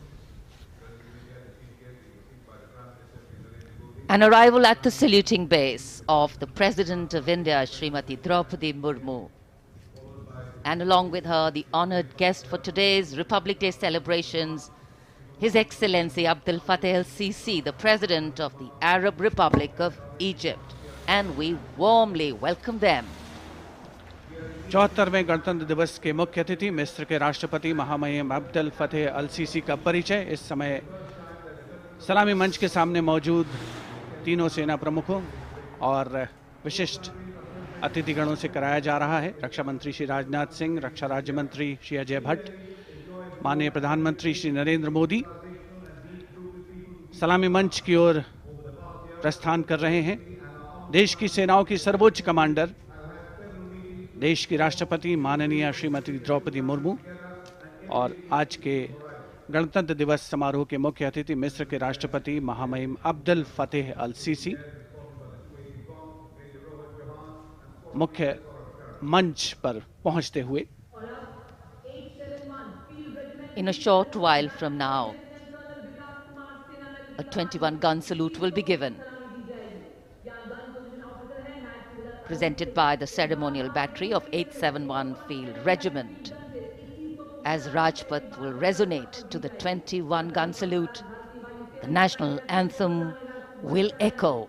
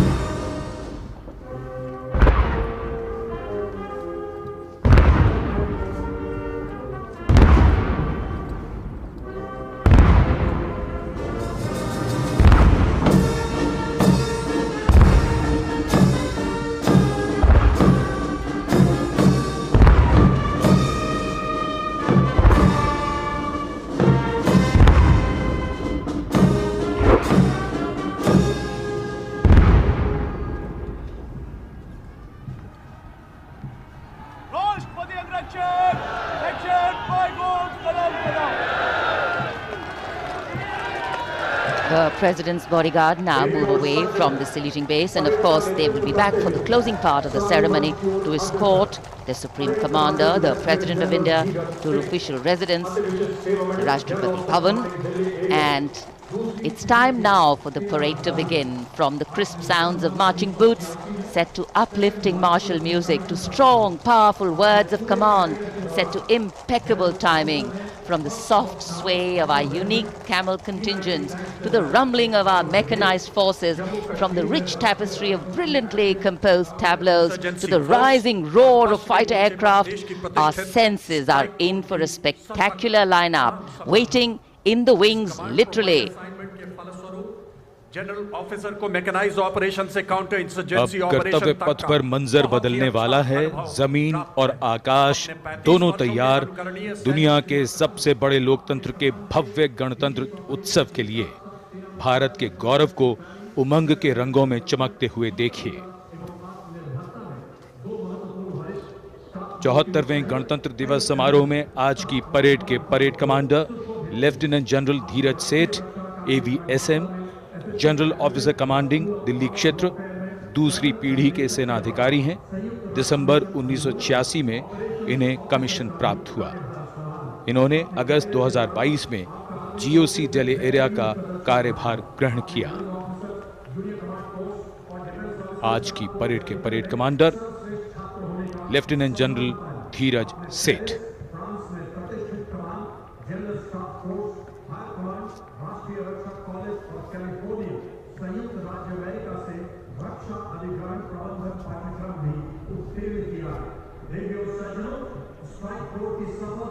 राष्ट्रपति जी को सैल्यूट करते हुए और सलामी मंच के सामने से गुजरते हुए परेड कमांडर और उनके पीछे आज की परेड के द्वितीय कमान परेड उप कमांडर 2IC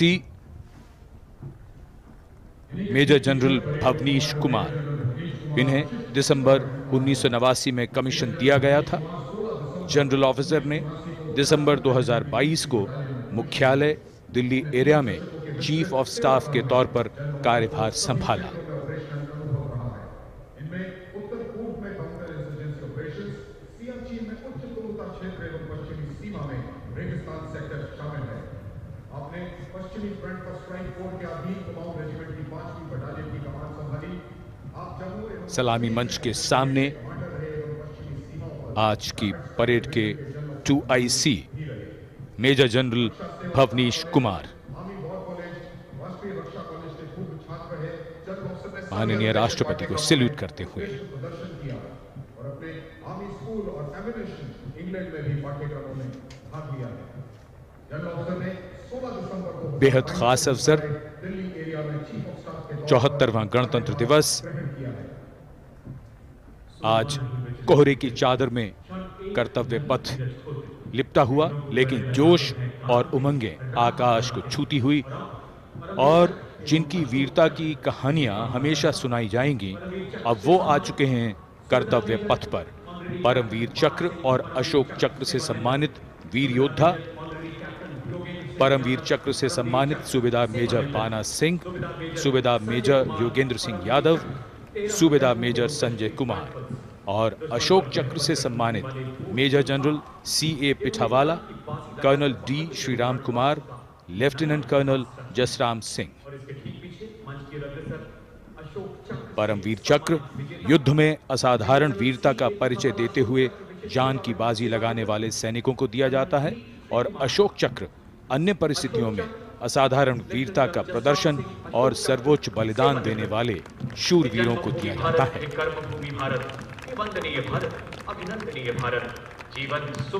इनका जीवन प्रेरणा है। सब वंदना करेंगे। बैंड की धुन कानों में और धीरे धीरे कर्तव्य पथ की ओर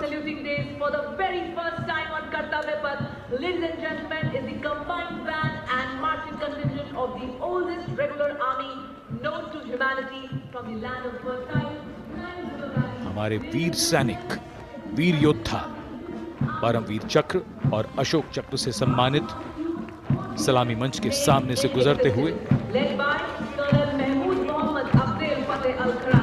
पहली बार कर्तव्य पथ पर दुनिया की प्राचीनतम नियमित सेना मिस्र की सेना का मार्चिंग और बैंड दस्ता। हमारा मेहमान देश मिस्र और इस दस्ते की कमान संभाली है कर्नल मोहम्मद अल करासवी ने। इस दस्ते में कुल 144 सैनिक हैं जो वहां के सशस्त्र बलों के मुख्य शाखाओं से लिए गए हैं। मिस्र राष्ट्र की महानता और प्राचीन इतिहास में इसके गौरव को दर्शाते ये सैनिक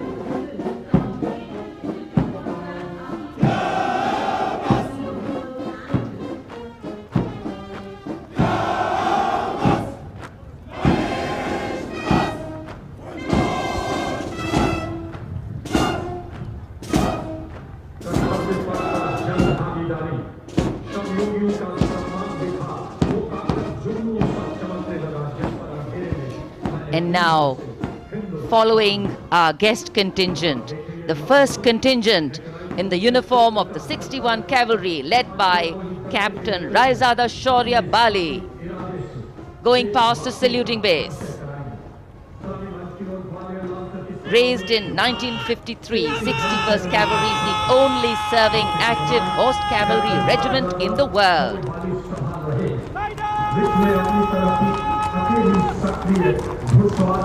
It has the unique distinction of leading the last recorded cavalry charge in history when it took on the Turks at the Battle of Haifa in 1918.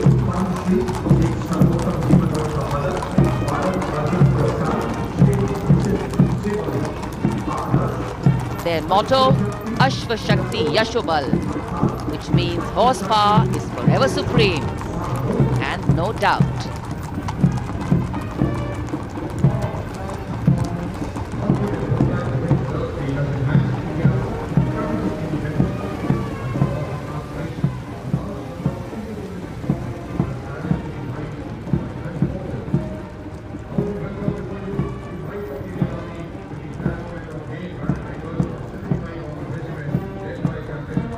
And after the clip-clop of the horse hooves on the tarmac, we hear the rumble and the thunder of our mechanized columns.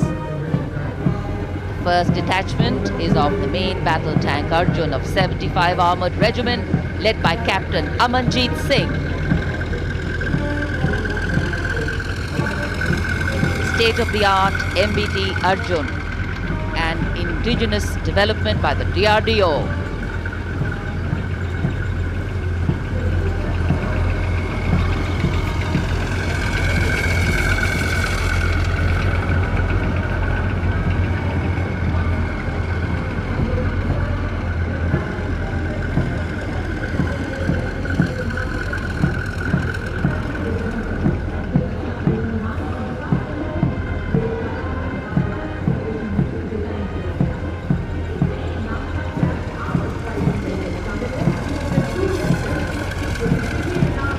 Integrated fire detection and suppression system and NBC protection system. And following them, we have the Nag missile system of the 17th Mechanized Infantry Regiment, led by Lieutenant Siddharth Tyagi.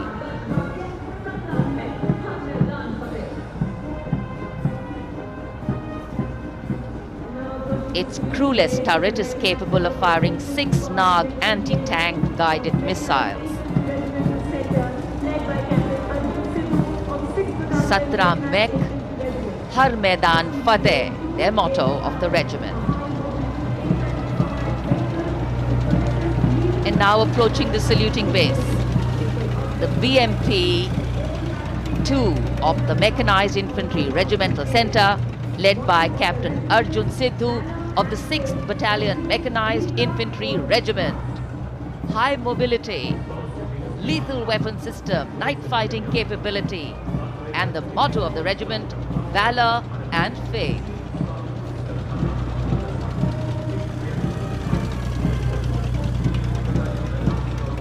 कर्तव्य पथ पर भारत की सामरिक शक्ति का प्रदर्शन, जिसमें make in India का तत्व हर जगह मौजूद के इस बार गणतंत्र दिवस समारोह में देश में निर्मित हथियारों का प्रदर्शन किया जा रहा है कर्तव्य पथ पर।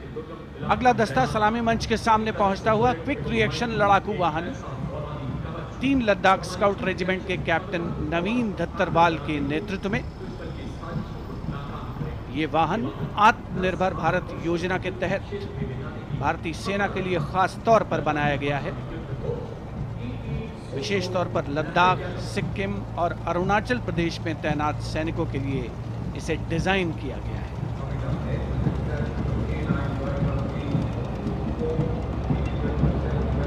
अगला दस्ता सलामी मंच के सामने K9 वज्र टी का है। उपस्थित जनसमूह विस्मृत आह्लादित होकर इस सामरिक शक्ति का अवलोकन करते हुए K9 वज्र टी के दस्ते का नेतृत्व कर रहे हैं 224 मीडियम रेजिमेंट के लेफ्टिनेंट प्रखर तिवारी।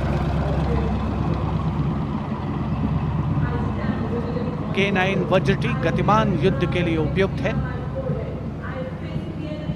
परमाणु जोखिम पहचान प्रणाली भी इसकी खासियत। रेजिमेंट का आदर्श वाक्य सर्वदा सर्वप्रथम अर्थात सदैव प्रथम। सलामी मंच के सामने K9 वज्र टी। विशिष्ट अतिथि दीर्घा भारत की सामरिक शक्ति का अवलोकन करते हुए सलामी मंच के सामने अगला दस्ता ब्रह्मोस का 861 मिसाइल रेजिमेंट के लेफ्टिनेंट प्रज्वल काला के नेतृत्व में। 861 मिसाइल रेजिमेंट ने 1971 के भारत पाकिस्तान युद्ध में ऑपरेशन कैक्टस लिली के दौरान असाधारण साहस का परिचय दिया।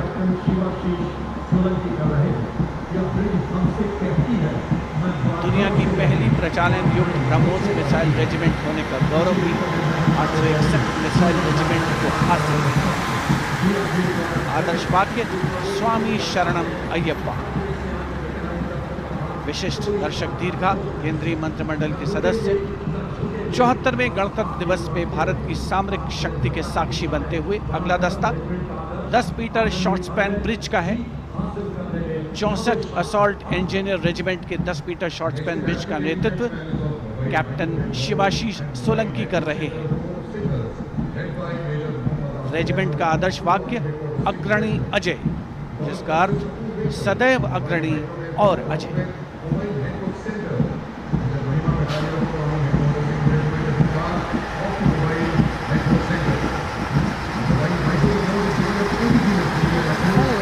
Short span bridge, we have the mobile microwave node and mobile network center of the Corps of Signals, led by Major Muhammad Asif Ahmed of 2 Army Headquarter Signal Regiment.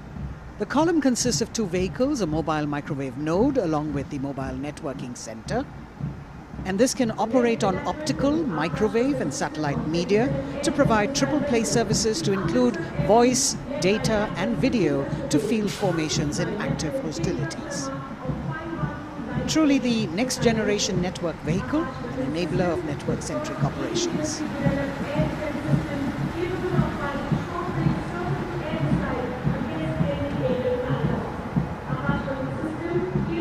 Motto of the Corps is Tivra Chaukas, meaning swift and secure. And just behind them, the Akash weapon system of 27 Air Defence Missile Regiment, the Amritsar Airfield, led by Captain Sunil Dasharathe, accompanied by Lieutenant Chetana Sharma of 512 Light AD Missile Regiment. This weapons system is capable of keeping our skies protected and safe. It was used as a potent deterrent in 2019 when it was employed as a countermeasure to Pakistan's Air Force post the Balakot airstrikes.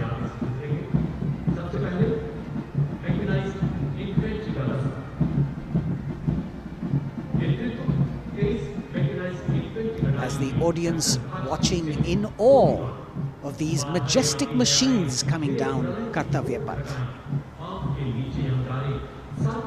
Technology which is aiding us in keeping our country safe and secure.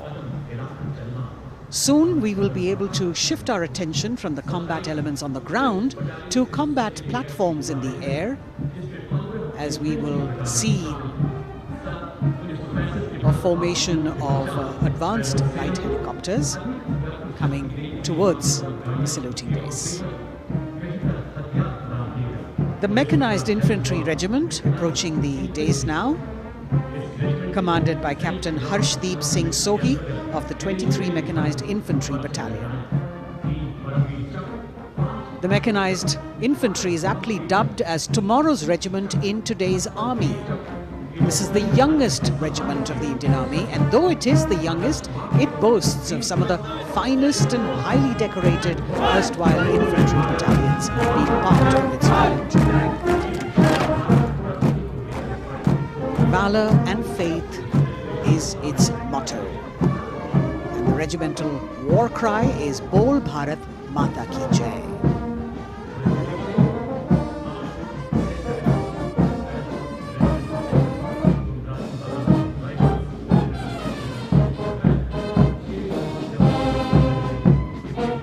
Visibility slightly improving, but maybe it's not enough for the helicopters to be able to be here in time, but we're moving on. शेरे जवान की जोशीली धुन, armoured corps centre and school, parachute और Rajputana rifles, regimental सेंटरों का संयुक्त band, 100 संगीतकारों का ये band दस्ता सूबेदार राजेंद्र के नेतृत्व में, इनके साथ नायब रसालदार मंटू मंडल और सूबेदार राजेंद्र सिंह।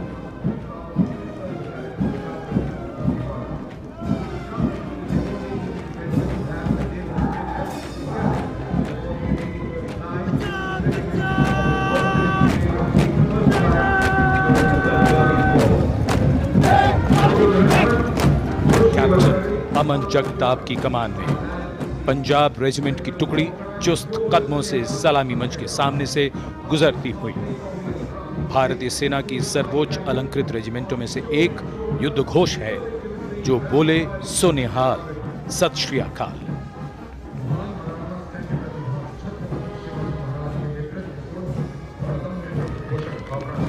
प्रेरणा देते हुए अब सलामी मंच की ओर आगे बढ़ने वाला दस्ता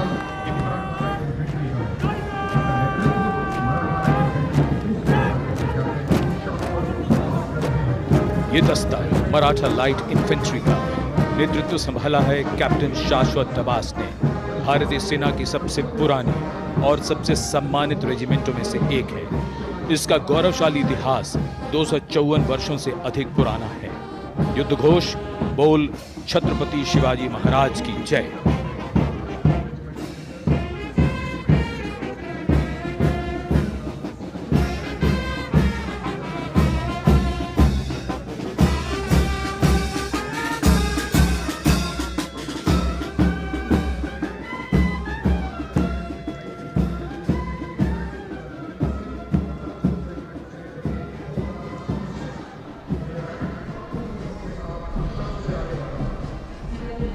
कदमों से कदम, कंधों से कंधे मिलते हुए शानदार parade.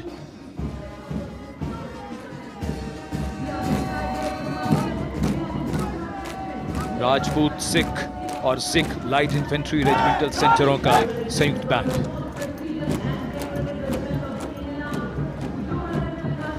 Going past the saluting base now, the Dogra Regiment, led by Captain Varun Singh of 21 Battalion of the Dogra Regiment. The motto of the regiment is Kartavyam Anvadma, which means duty before death. And their war cry, Jwala Mata Ki Jai.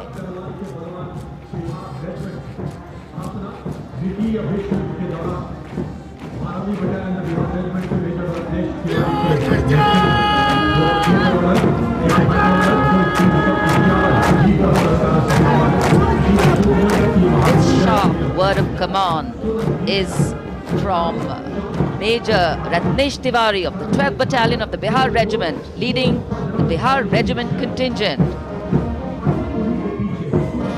In fact, the Republic Day Parade contingent of the Bihar Regiment has been selected from all the battalions. Karm hi dharm. And their war cry, Bol Bajrang Bali ki Jai.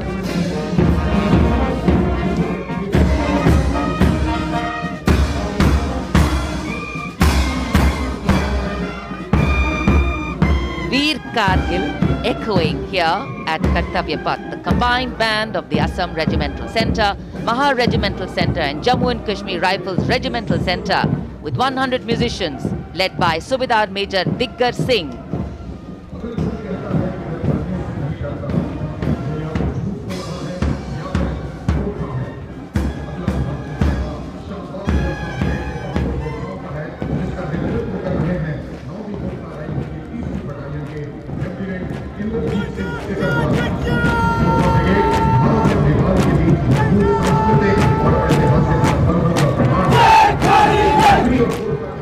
Lieutenant Indrajit Singh, the Sikarwar of 3rd Battalion of the 9 Gurkha Rifles, Chindits, giving the command for the unmistakable Gurkha Brigade.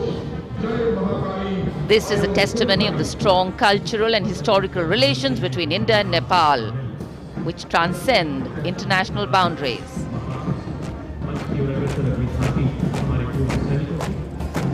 Gorkha brigade का दस्ता कर्तव्य पथ पर फिजाओं में वीरता और रोमांच का संचार करता हुआ और उसके ठीक पीछे पूर्व सैनिकों की झांकी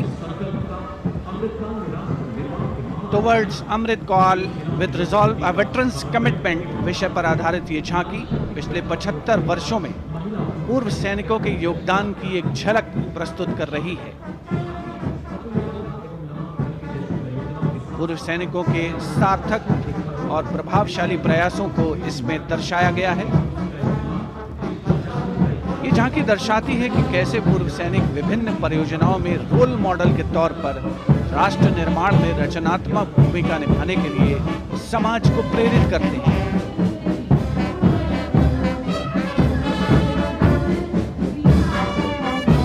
और पूर्व सैनिकों की झांकी के ठीक पीछे नौसेना का brass band master chief petty officer 2nd class M Anthony Raj के नेतृत्व में भारतीय नौसेना के गीत जय भारती की जोशीली धुन बजाता हुआ। इसमें 80 बैंड वादक शामिल। सलामी मंच के ठीक सामने से गुजरता हुआ नौसेना का brass band.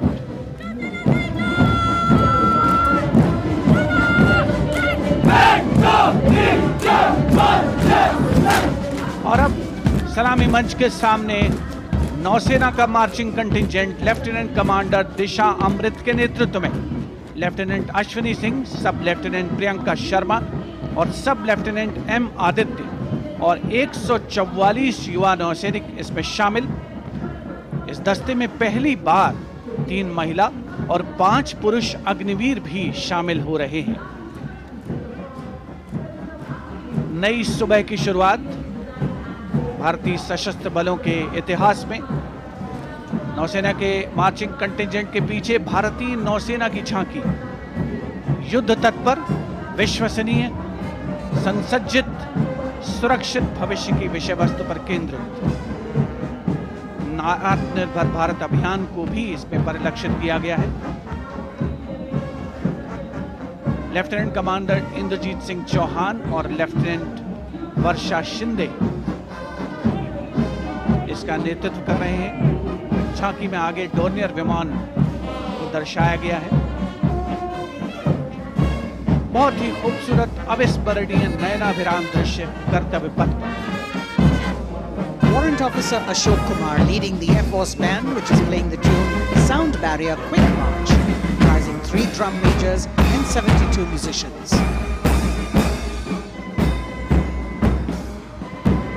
As I mentioned earlier, the visibility here clearing up, and there you had the bars, which has gone past 3 MiG-29 aircraft in Vic Echelon, led by Group Captain Chitwan Arora, flying at 8,000 feet at a speed of 780 kilometers per hour. It was almost a see now and not see them again kind of fly past, because the visibility here is clearing up a bit. The marching contingent of the Indian Air Force, just behind the Air Force Band, comprising 144 air warriors and 4 officers, led by squadron leader Sindhu Reddy.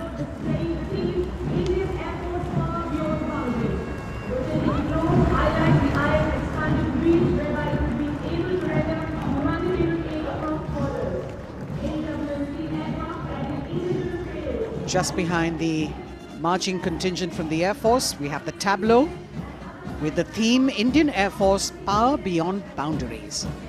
In the center, you have a rotating globe symbolizing the Air Force's expanded reach, whereby it can render humanitarian aid across borders and also take part in flying exercises conducted with air forces of friendly foreign countries.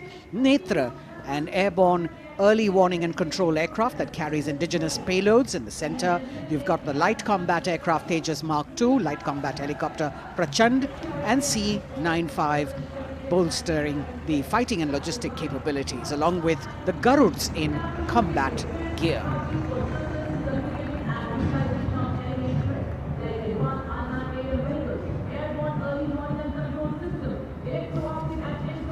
Securing the nation with effective surveillance, communication, and neutralizing threats is what the DRDO, or the Defense Research and Development Organization, the premier R&D organization, equipping our armed forces with state-of-the-art defense systems, working towards Atmanirbharta in defense. New on Kartavya Path, the DRDO tableau depicting these security measures that they have been able to design and put across. DRDO की झांकी के बाद कर्तव्य पथ पर शान से पहुंचता wheel armoured personnel carrier WHAP 8x8 70 ton. DRDO ने इसे देश में ही डिजाइन और विकसित किया है। DRDO की इस झांकी का नेतृत्व कर रहे हैं रोहित आर मोरे। ये वाहन पानी और जमीन दोनों पर चल सकता है, नदियों और नहरों को पार कर सकता है। सड़क पर इसकी रफ्तार 100 किलोमीटर तक पहुंच सकती है।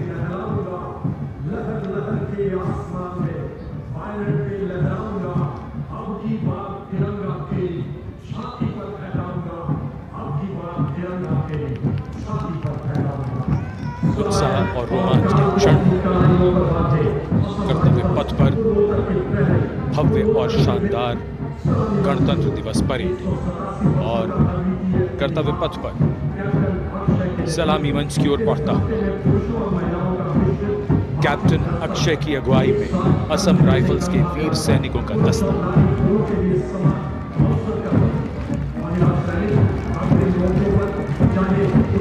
इन्हें पूर्वोत्तर के प्रहरी कहा जाता है।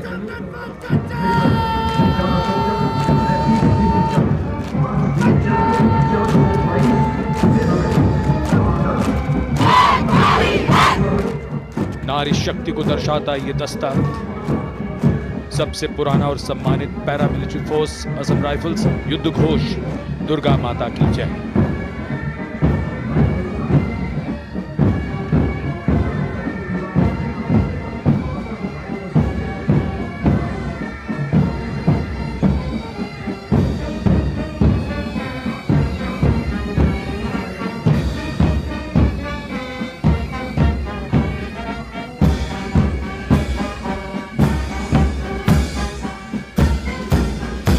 असम राइफल्स के सिपाही देश की हमने शान बढ़ाई।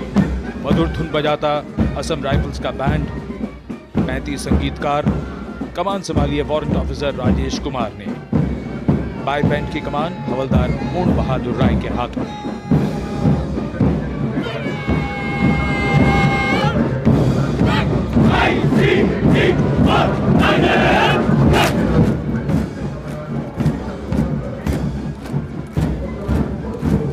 भारतीय तटरक्षकों का दस्ता, हमारे समुद्रों के प्रहरी, भारतीय तटरक्षक के जवान कर्तव्य पथ पर। दस्ते का नेतृत्व कर रहे हैं डेप्यूटी कमांडेंट रोहित सिंह। इनका साथ दे रहे हैं डेप्यूटी कमांडेंट अकिन जोशी और बल की 2 महिला अधिकारी, असिस्टेंट कमांडेंट मानसी शेलर और असिस्टेंट कमांडेंट निमिषा सुपारकर। स्थापना के बाद से इस बल ने समुद्र में 11,000 से अधिक लोगों की जान बचाई है। आदर्श वाक्य वयम रक्षामः। महिला सशक्तिकरण के क्षेत्र में सर्वप्रथम ये बल। Going past the saluting pace, a flash of red, the Central Reserve Police Force Band.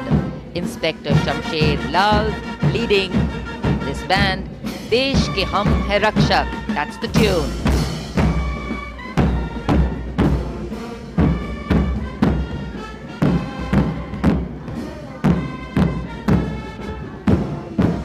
102 personnel.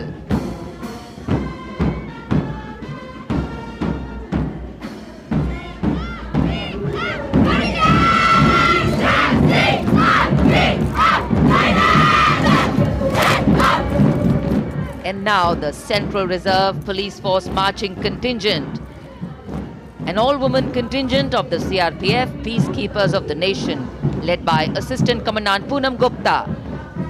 The force has the distinction of raising the first ever women-armed police battalion in the world.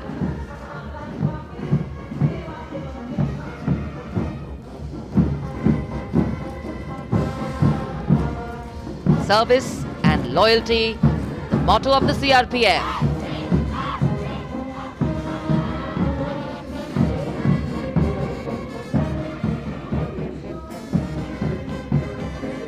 Going past the saluting base, the Railway Protection Force Band. Constable Suresh Chandseni leading the band, the tune Gangotri.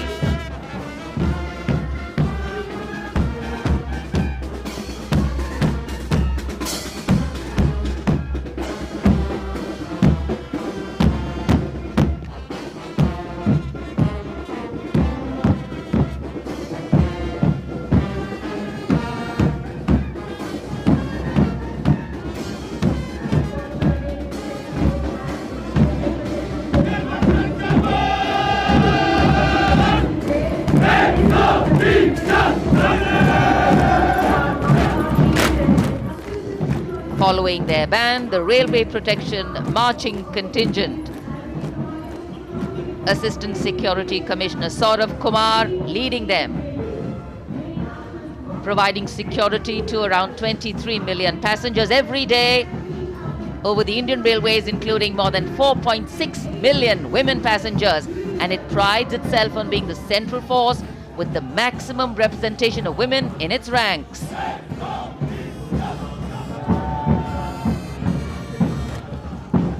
कर्तव्य पथ पर आगे बढ़ता हुआ Delhi police का band. Delhi police के band के जवान दिल्ली पुलिस गीत की जोशीली धुन बजाते हुए गुजर रहे हैं। नेतृत्व band master inspector Rajendra Singh द्वारा।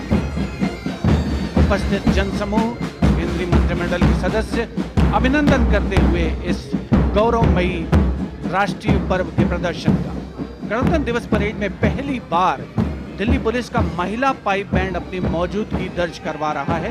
इस दस्ते में 32 कांस्टेबल शामिल। ये दस्ता दिल्ली पुलिस गीत की धुन बजा रहा है और इसके ठीक पीछे है दिल्ली पुलिस का marching contingent. Assistant police commissioner Shweta के सुगाथन आईपीएस के नेतृत्व में। दिल्ली पुलिस के इस मार्चिंग कंटिंजेंट में एक राजपत्रित अधिकारी, 3 सब इंस्पेक्टर, 44 हेड कांस्टेबल और 100 कांस्टेबल मार्च करते हुए आगे बढ़ रहे हैं। इस मार्चिंग कंटिंजेंट को गणतंत्र दिवस परेड में अब तक 15 बार सर्वश्रेष्ठ मार्चिंग दस्ते की ट्रॉफी मिल चुकी है।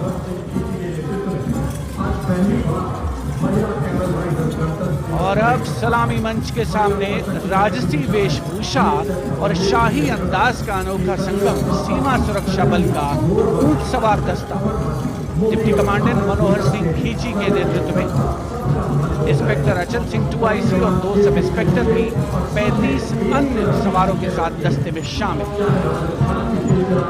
ऊंटों के कारवां के बाद आज पहली बार महिला कैमल राइडर गणतंत्र दिवस परेड का हिस्सा बन रही हैं। ये सुसज्जित ऊंटों पर सवार हैं। महिला सशक्तिकरण की दिशा में सीमा सुरक्षा बल का उल्लेखनीय कदम। ये महिला राइडर राजस्थानी कहावत हमारी छोरियां के छोरों से कम का, इस कहावत को चरितार्थ कर रही है। सीमा सुरक्षा बल का ऊंट सवार बैंड दस्ता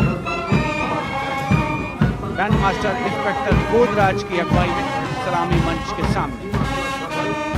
दुनिया में अपनी तरह का एकमात्र ऊंट सवार दस्ता हम हैं सीमा सुरक्षा बल, बहादुरों का दल की स्वर लहरियां बिखेरता हुआ।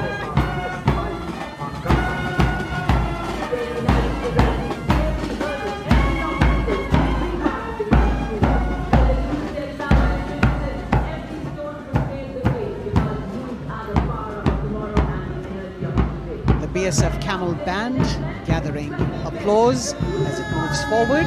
And after the military displays, we now have the youth of India on Kartavya Path. First, the NCC Boys Marching Contingent, led by Senior Under Officer Pujari Shivanand of NCC Directorate, Maharashtra.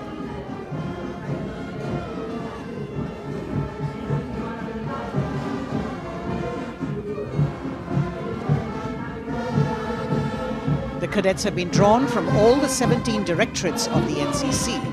And the NCC is the largest youth uniformed organization in the world, with nearly 14 lakh cadets on its rolls.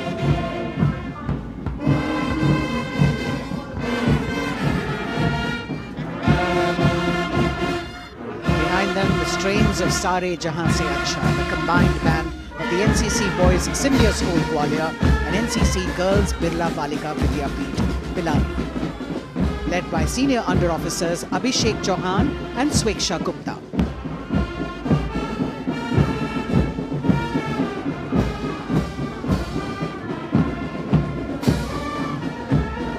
Getting a standing ovation as the band moves forward with the most popular tune of Sare Jahan Se Acha.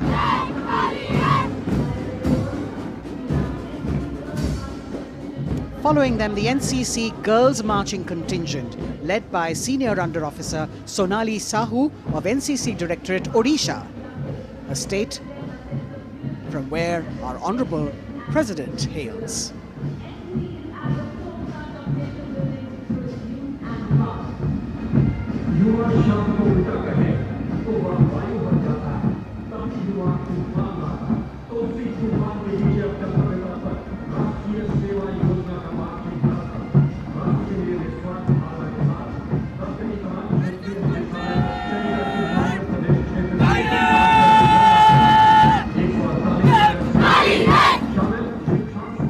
Contingent of the National Service Scheme known as NSS, comprising 148 volunteers.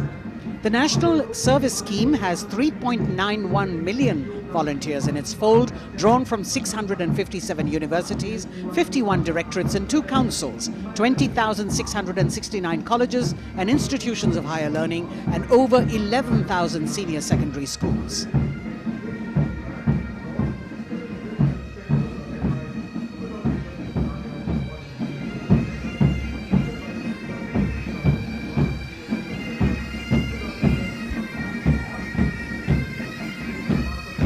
कर्तव्य पथ पर संगीत की स्वर लहरियां बिखेरता भारतीय सेना का सामूहिक पाइप और ड्रम बैंड धुन बजा रहा है। नंदा देवी 128 संगीतकारों के दस्ते का नेतृत्व कर रहे हैं। सुबेदार मेजर भवन आर्य।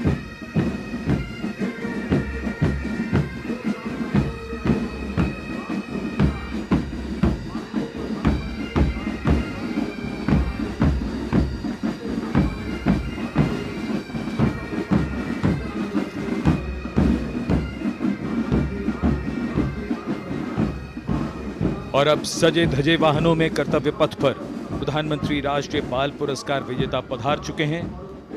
ये पुरस्कार 2 श्रेणियों में दिए जाते हैं, बाल शक्ति पुरस्कार और बाल कल्याण पुरस्कार। बहादुरी के लिए मास्टर रोहन रामचंद्र बहिर, कला और संस्कृति के लिए मास्टर आदित्य सुरेश, कुमारी एम गौरवी रेड्डी, मास्टर संभव मिश्रा, कुमारी श्रेया भट्टाचार्य जी, खेलकूद के लिए कुमारी अलाना मीनाक्षी कोला गोतला, कुमारी हनाया निसार, मास्टर शौर्यजीत रंजीत कुमार खैरे, नवाचार के लिए मास्टर आदित्य प्रताप सिंह चौहान, मास्टर ऋषि शिव प्रसन्ना और समाज सेवा के लिए कुमारी अनुष्का जौली।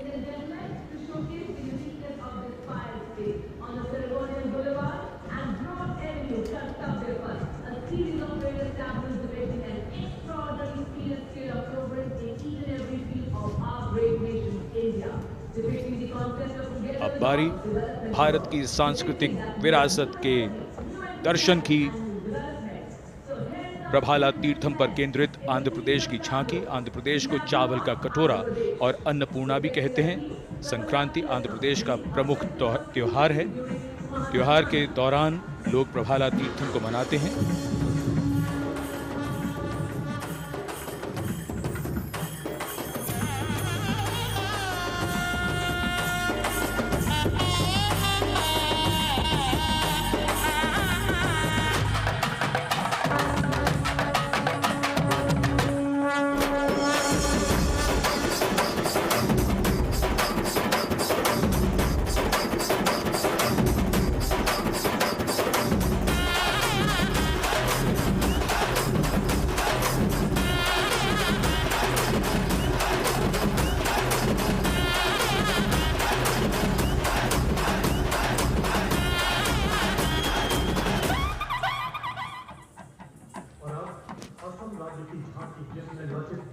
आंध्र प्रदेश की झांकी के बाद सलामी मंच की ओर बढ़ती हुई असम की झांकी।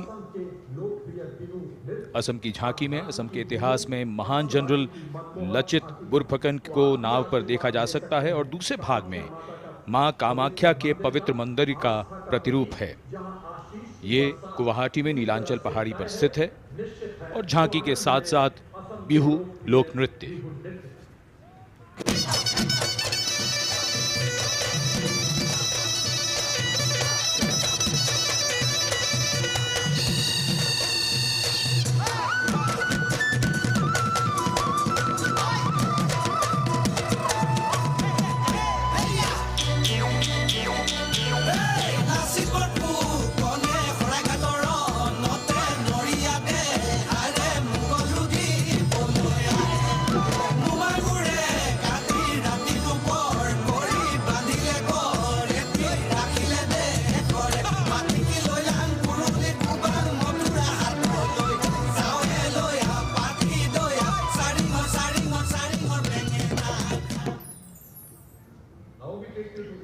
The visual treat has just started.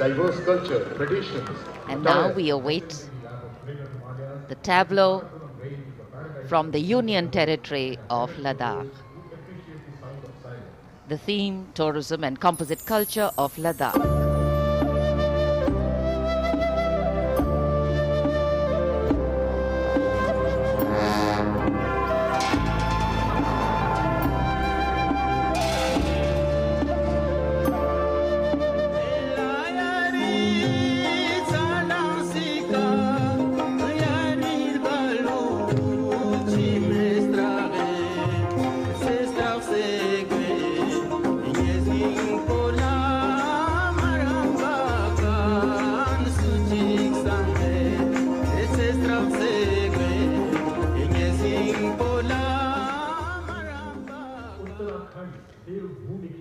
Depicting the harmonious nature of the people with the nature around. And now the tableau from Uttarakhand, Devbhumi Uttarakhand, the land where divinity resides. Glimpses of the Corbett National Park, the Ipan art of Uttarakhand displayed on the outer part of the tableau, and the famous Cholia dance of Uttarakhand.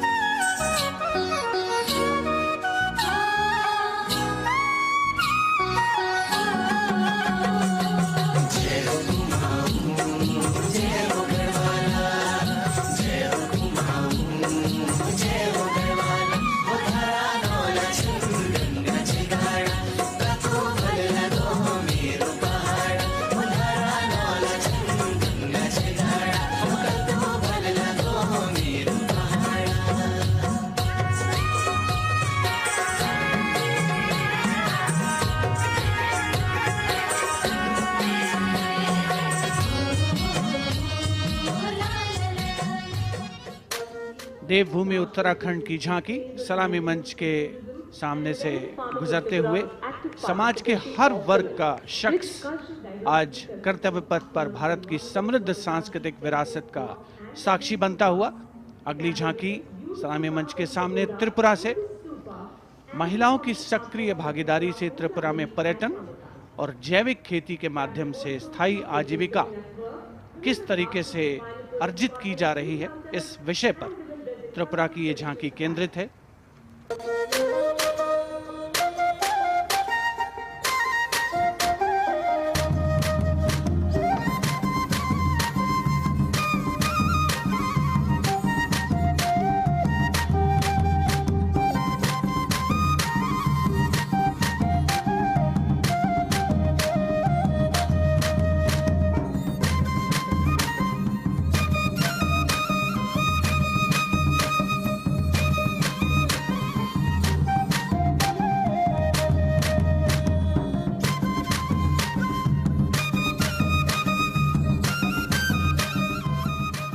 Tripura की झांकी में pagoda यानी बौद्ध स्तूप का भी नक्काशी के साथ प्रदर्शन हुआ। और अब बारी है पश्चिमी भारत की यानी गुजरात की ओर चलते हैं। क्लीन ग्रीन ऊर्जा युक्त गुजरात की झांकी सांस्कृतिक परंपरा और वैज्ञानिक दृष्टिकोण का सुंदर तालमेल इस झांकी में देखने को मिल रहा है। झांकी के दूसरे हिस्से में 24 घंटे सौर ऊर्जा से चलने वाले देश के पहले गांव मोडेरा को दिखाया गया है, जिसे हाल ही में यूनेस्को की विश्व धरोहर स्थल में शामिल किया गया। हर घर सोलर पैनल थी सोहाय, मोढेरा गाँव में जोई हर कोई हर खाय, गुजरात माहे सोलर नो जय जय थाय। कुसुम स्कीम थी 40 सोलर पंप, खेड़ू खुशाली मांगाय, गुजरात माहे पर्यावरण नो जतन थाय। हे सूरज पवननी जोड़ी थी कच्छ में, हाइब्रिड प्लांट उभा थाय ने 8 प्रहर क्लीन ग्रीन एनर्जी पैदा थाय। Gujarat renewable sources of energy as the theme for the tableau from Gujarat. And in case you've been counting the number of tableaus that have gone past, 23 tableaus, of which 17 are from states and union territories and 6 from various ministries and departments are in this parade. We now have the tableau from Jharkhand, housing one of the 12 Jyotirlingas. The tableau shows the famous Baidyanath temple located in Deoghar, Lord Birsa Munda in front. Birsa Munda was a social reformer and a freedom fighter who revolted against the British, was arrested and hanged, and even today tribals consider as the god of the earth.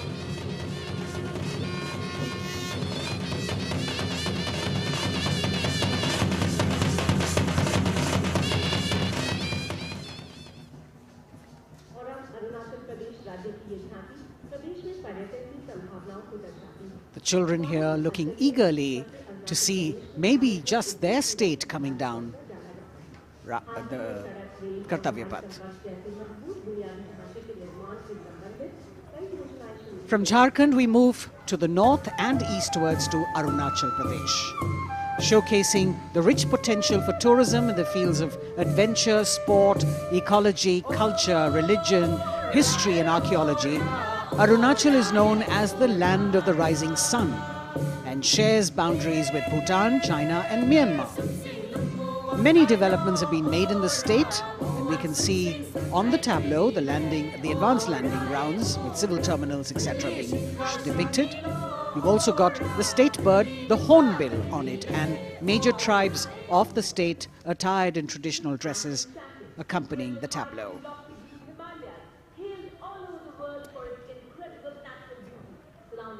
पूर्वोत्तर से आइए चलिए अब उत्तर की ओर नए जम्मू कश्मीर की तस्वीर लेकर ये झांकी कर्तव्य पथ पर। जम्मू कश्मीर ने पर्यटन की नई ऊंचाइयां छूकर रिकॉर्ड बनाया है। झांकी में जंगल है, ट्यूलिप गार्डन है और लेवेंडर की खेती है। पवित्र अमरनाथ तीर्थ स्थल को इस झांकी में देखा जा सकता है।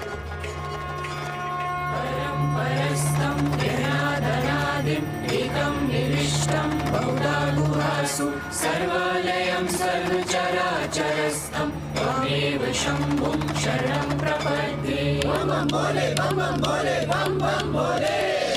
हमको का तो बलिदानी, अमरनाथ का बलवानी, जय जय बम भोले।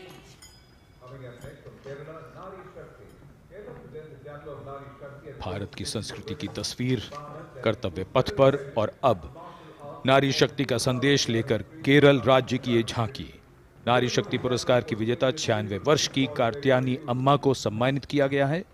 पार्श्व गायिका का राष्ट्रीय पुरस्कार हासिल करने वाली नंचम्बा यहां पर मौजूद।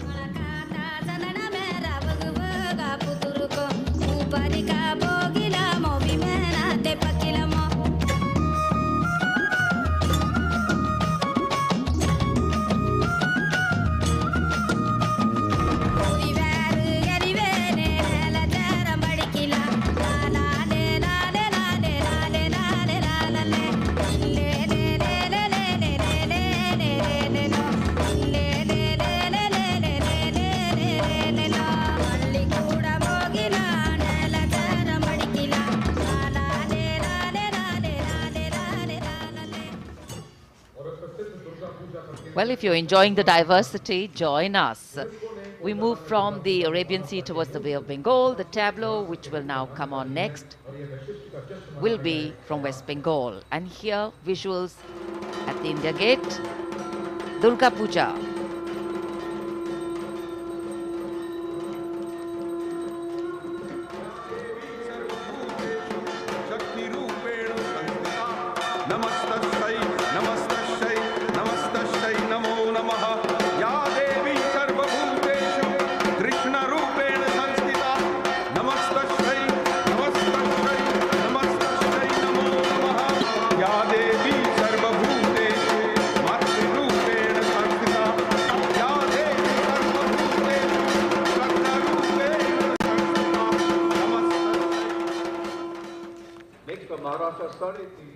Following the tableau from West Bengal, we have the next state of Maharashtra, which will now shortly go past the saluting base. And there we are. Sade Teen Shakti Pithe and Nari Shakti, showcasing the feminine power as well as the intangible heritage of temple style and folk art of Maharashtra.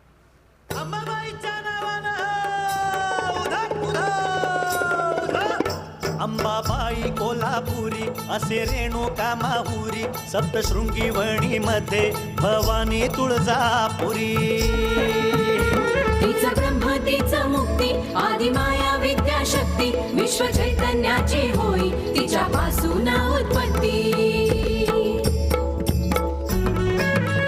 महाराष्ट्रीय अवतारे शक्ती माता साडेतीन शक्तीपीठे दाखवी ती आम्हा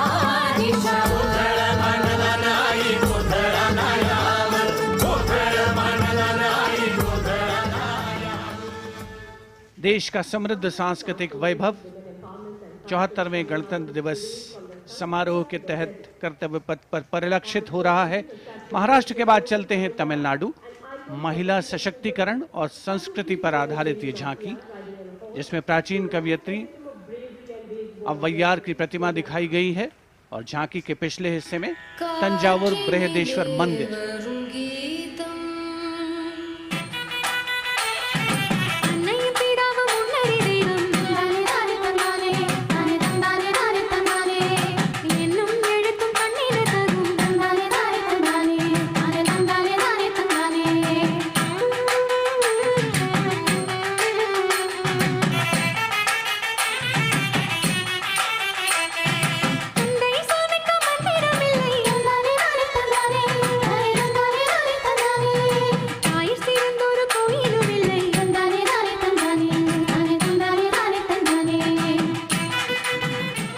तमिलनाडु की इस झांकी में मनोहारी नृत्य का प्रदर्शन भी देखने को मिला। उपस्थित जनसमूह बड़ी संख्या में, जिसमें छात्र छात्राएं शामिल, राष्ट्रीय पर्व का हिस्सा बनते हुए अगली झांकी नारी शक्ति का उत्सव कर्नाटक से। सुलागिट्टी नरसम्मा एक दाई तुलसी गौटा हलक्की, जिन्हें वृक्षों की मां कहा जाता है, और उनके साथ सालू मर्दा थिम्मक्का को यहाँ दर्शाया गया है।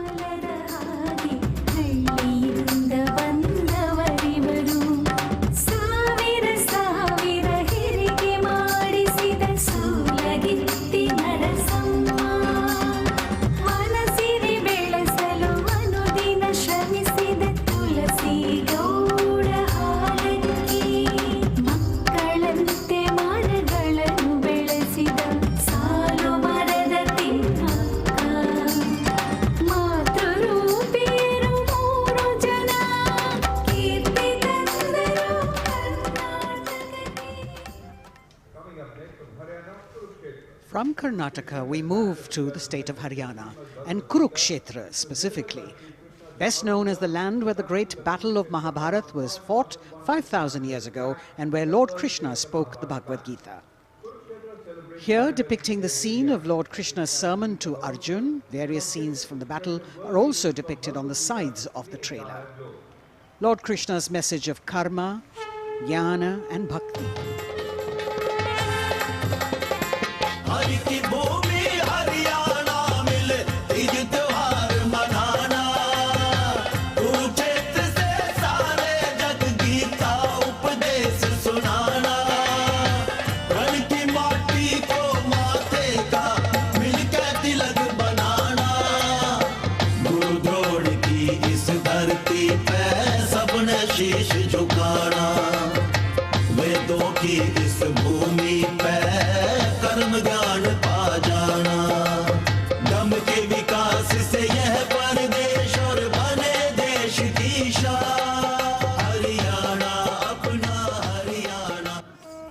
the chariot and galloping horses, signifying the journey from darkness of ignorance to the eternal light of enlightenment.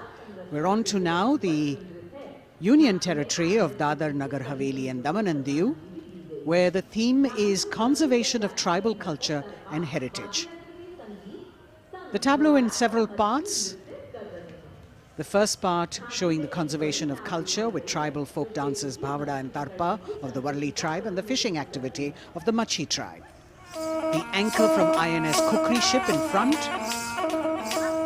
The large boat which represents the fishing culture of the territory, and the rear part of the ship showcasing the Diu fortress.